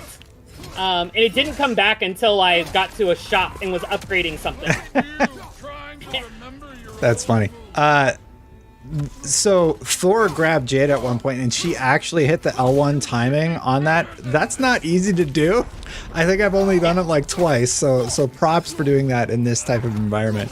And yeah, Thor gets a little tougher as you get further into the battle, but yeah, I don't know. It feels a little like he's holding back in this encounter. I don't know.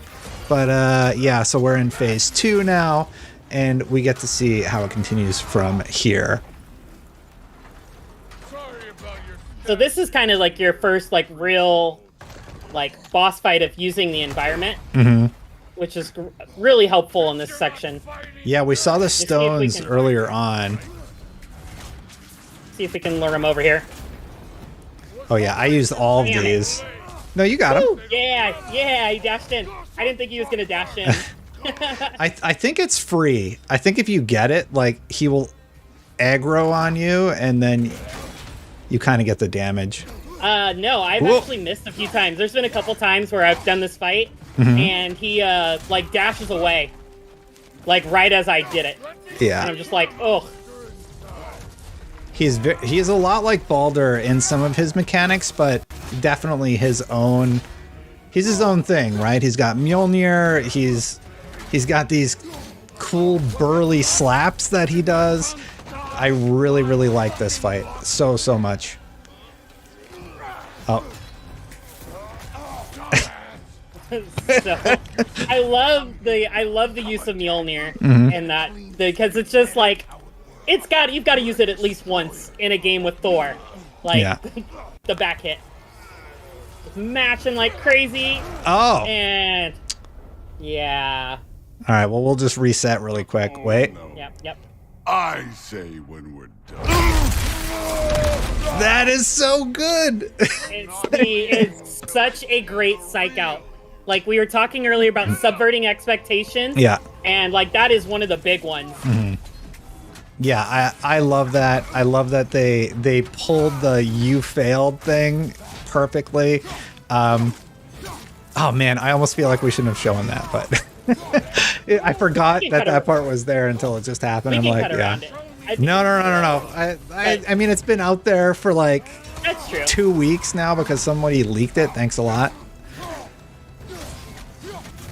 God. And I like his attitude. His attitude is just, it's very arrogant. He's clearly, I don't know if threatened is, he doesn't seem threatened at all by Kratos. He's trying to get Kratos to be Kratos, be the god of war. And that's the whole point of the battle. There's that stun trigger with the There it is. health stone. And now we are on the third phase?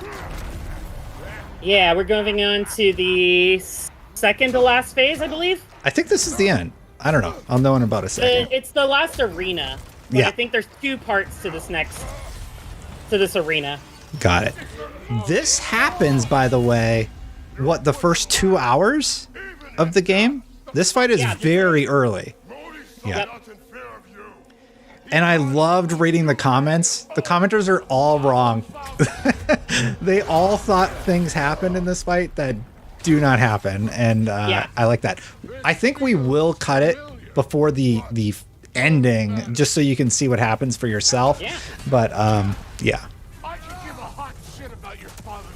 Yeah, you're doing great, Jada. I definitely would have had a few resets, and I did the first time I played through it. So I'm very impressed. I hope the viewers are also.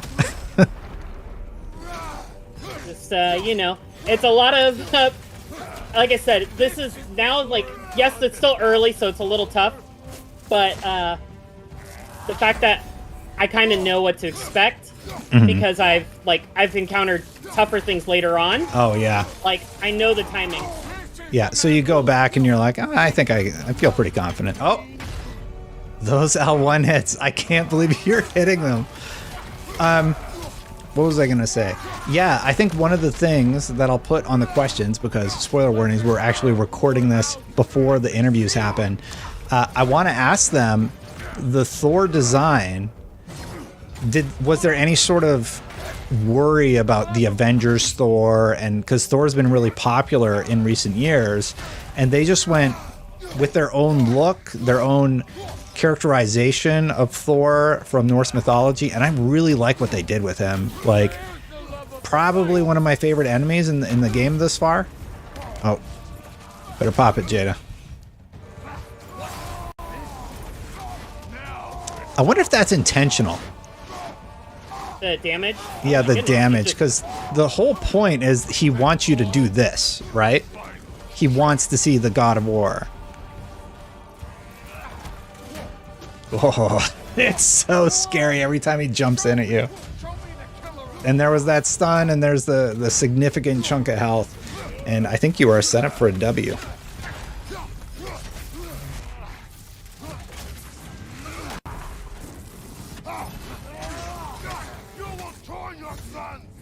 I really like how he fights. Was that a runic attack?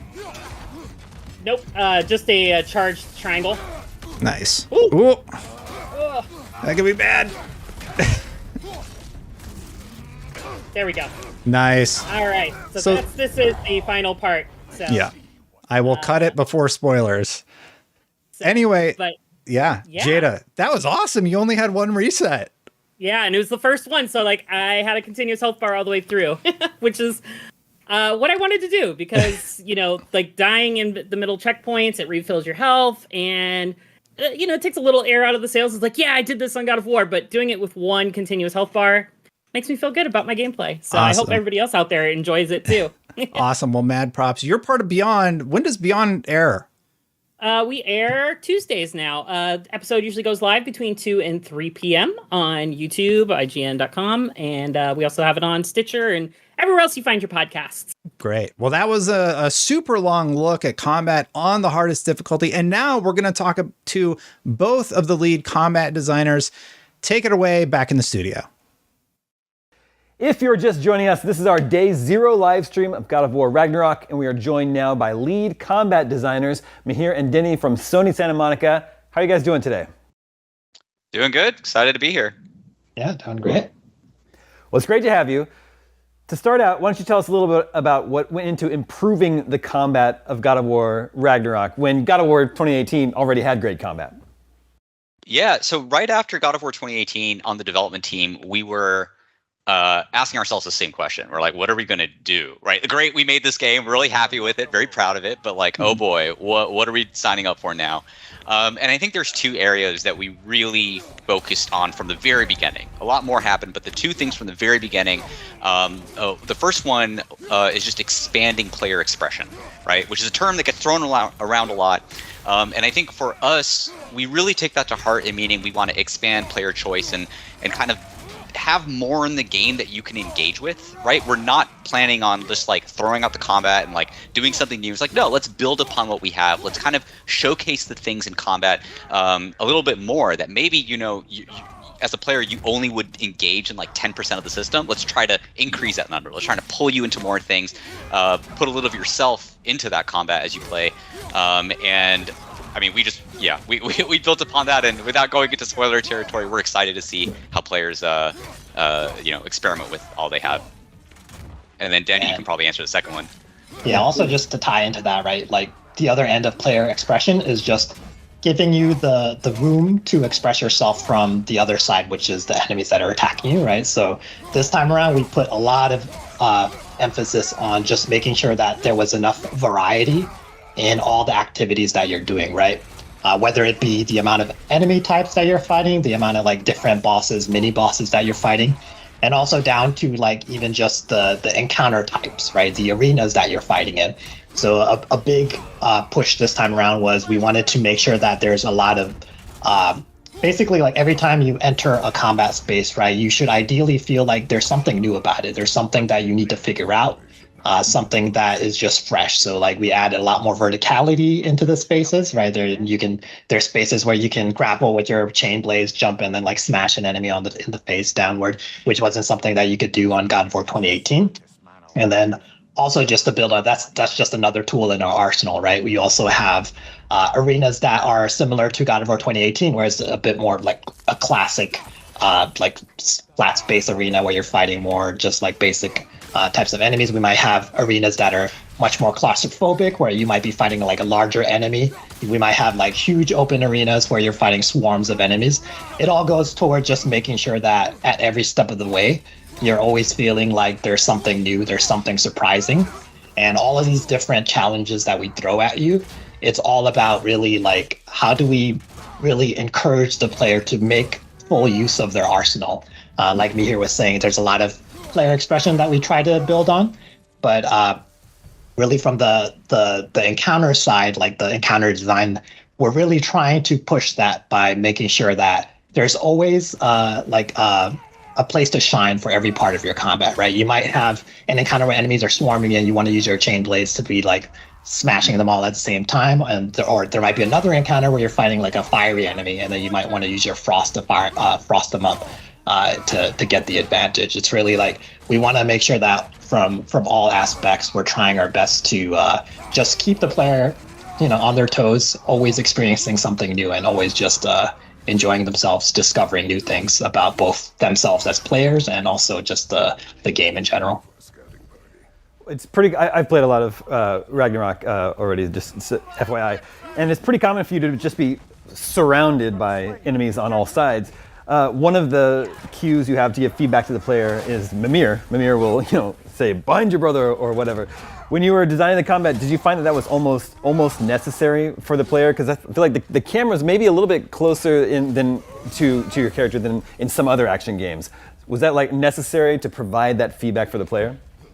Yeah, I think this is, we're building on the cameras that we had in God of War 2018, and it was so integral to the new direction of the franchise that I think in trying to figure this all out, one of the most important things about God of War as a combat system is feeling confident in your tools, right? So when we say that, we need players to kind of be comfortable in their surroundings, and that's how they can engage in more offensive behavior, right? Like, we want you to dive in, we want you to play with your, we say play with your food, and I think adapting to that with the closer camera requires more opportunities for inputs.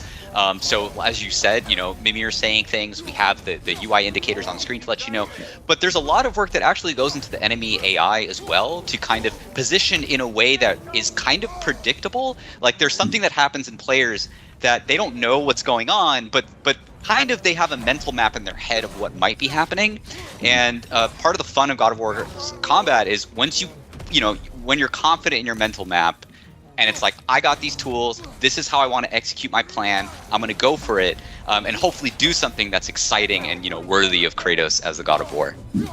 Yeah, and this ties a lot to like the different types of arenas that we've added too, is like, in some spaces, you generally want to like be managing some smaller amount of enemies. Some of these bigger open spaces, there might be more enemies spread out, and there's more opportunity for you to be like jumping around, being more mobile, right? So like from a moment-to-moment standpoint, you might see like there's a ranged enemy across a gap, and then there's a melee enemy coming at you. Perfectly valid decision would be to just grapple across the gap, leave that melee enemy behind, and the dispatch of the ranged person before you turn around, right? There's a little bit more decision-making in terms of like, I could decide to just keep running, being mobile, trying to dispatch enemies like really quickly, or I could stand my ground, deal with like making sure that I know where every enemy is and just kind of like weather the storm like that. It's all about really like how you want to play as a player, and also all the different encounters really like encourage these different styles, and there's some cases where you might want to use one style over the other. So you have a spread of difficulty levels from Give Me a Story on the easier side all the way up to Give Me God of War for players who are really looking for a challenge. Do you have to factor in input latency to the combat design, especially on the harder difficulties? So when we kind of look at our difficulties, the way that we think about it is that they're serving different player types, right? And so at the highest end of the spectrum with Give Me God of War, what we're aiming to do is kind of punish mistakes, but reward opportunities and mastery of the system. And even at the level of, let's say, Give Me a Story on the other side, it's really about like, how can we get players to enjoy combat even if they don't come here for the combat, right? Like, maybe that might not be the driving factor. So when we are looking at the design, we're really just like factoring that all in. There's a lot of knobs that we look at. I'll let Denny kind of get into that a little bit, but like, ultimately what we want is that no matter which difficulty mode you're playing, for the type of player that you are, you're having fun with the combat that's there. Yeah, and based on difficulty, right, there's a lot of different adjustments that happen behind the scenes that makes it so that it's either easier or harder to manage crowds. Like, for example, give me God of War, hardest difficulty, enemies will generally attack you very aggressively, because on that difficulty, we expect you as a player to be able to use your tools to alleviate that, right? Whereas on some of the easier difficulties, enemies might take it a little bit easier. It's not, maybe like less enemies will be attacking you at the same time. And also just like to touch upon like the player expression standpoint, based on what you want to do as a player, you could be basically like changing up the way you play. Like, for example, the 2 different shields that we have. There's more shields, but the 2 that we're talking about is the Stonewall shield and the Dauntless shield. If you're the type of player that loves that Twitch gameplay, use the Dauntless shield, do a parry at the very last moment, and you can kind of like go to town, stun an enemy, and dispatch them really quickly. Whereas if you're the type of player that maybe doesn't enjoy as much of like the reflexive aspect of the game, you can equip that Stonewall shield, be more like a tank, just be take it slower, be more of like a methodical type of player. It's really about trying to embrace like all the different types of players and making sure that players of all different play styles, players of all different skill levels are enjoying themselves. And that's why we have we added the 5th difficulty level, which is Give Me Grace, which is between Give Me Balance and Give Me Story, because on God of War 2018, we saw that for some people, right, Give Me Balance was a little bit too hard, but also Give Me Story didn't challenge them enough. So we want to make sure that no matter what your skill level is, there's always a difficulty level for you. And we want to make sure that no matter what difficulty level you're choosing, you ideally are enjoying the combat for the same reasons that like Mihir and I enjoy the combat, right? It's not enough to just make the game easy and just let you like breeze through it. It's more about like making sure that no matter what difficulty you're on, you're appreciating all the different the different options that we gave you. You still have the ability to express yourself, whether you're on Give Me God of War or Give Me Story. Interesting. So we spoke with Bruno Velasquez from the animation team, who said you work closely to ensure animation timing syncs up with combat timing. Could you tell us a bit more about how that collaboration works? Oh yeah, absolutely. It's definitely the bread and butter of combat is both the design and the animation and some of the other gameplay teams like engineering. But yeah, combat designers work super closely with animators. In fact, at the studio, we would be at each other's desks, collaborating, finding resources, acting things out. But we've had to adapt during God of War Ragnarok to a development cycle where we're working from home for many years on this project with everything going on in the world.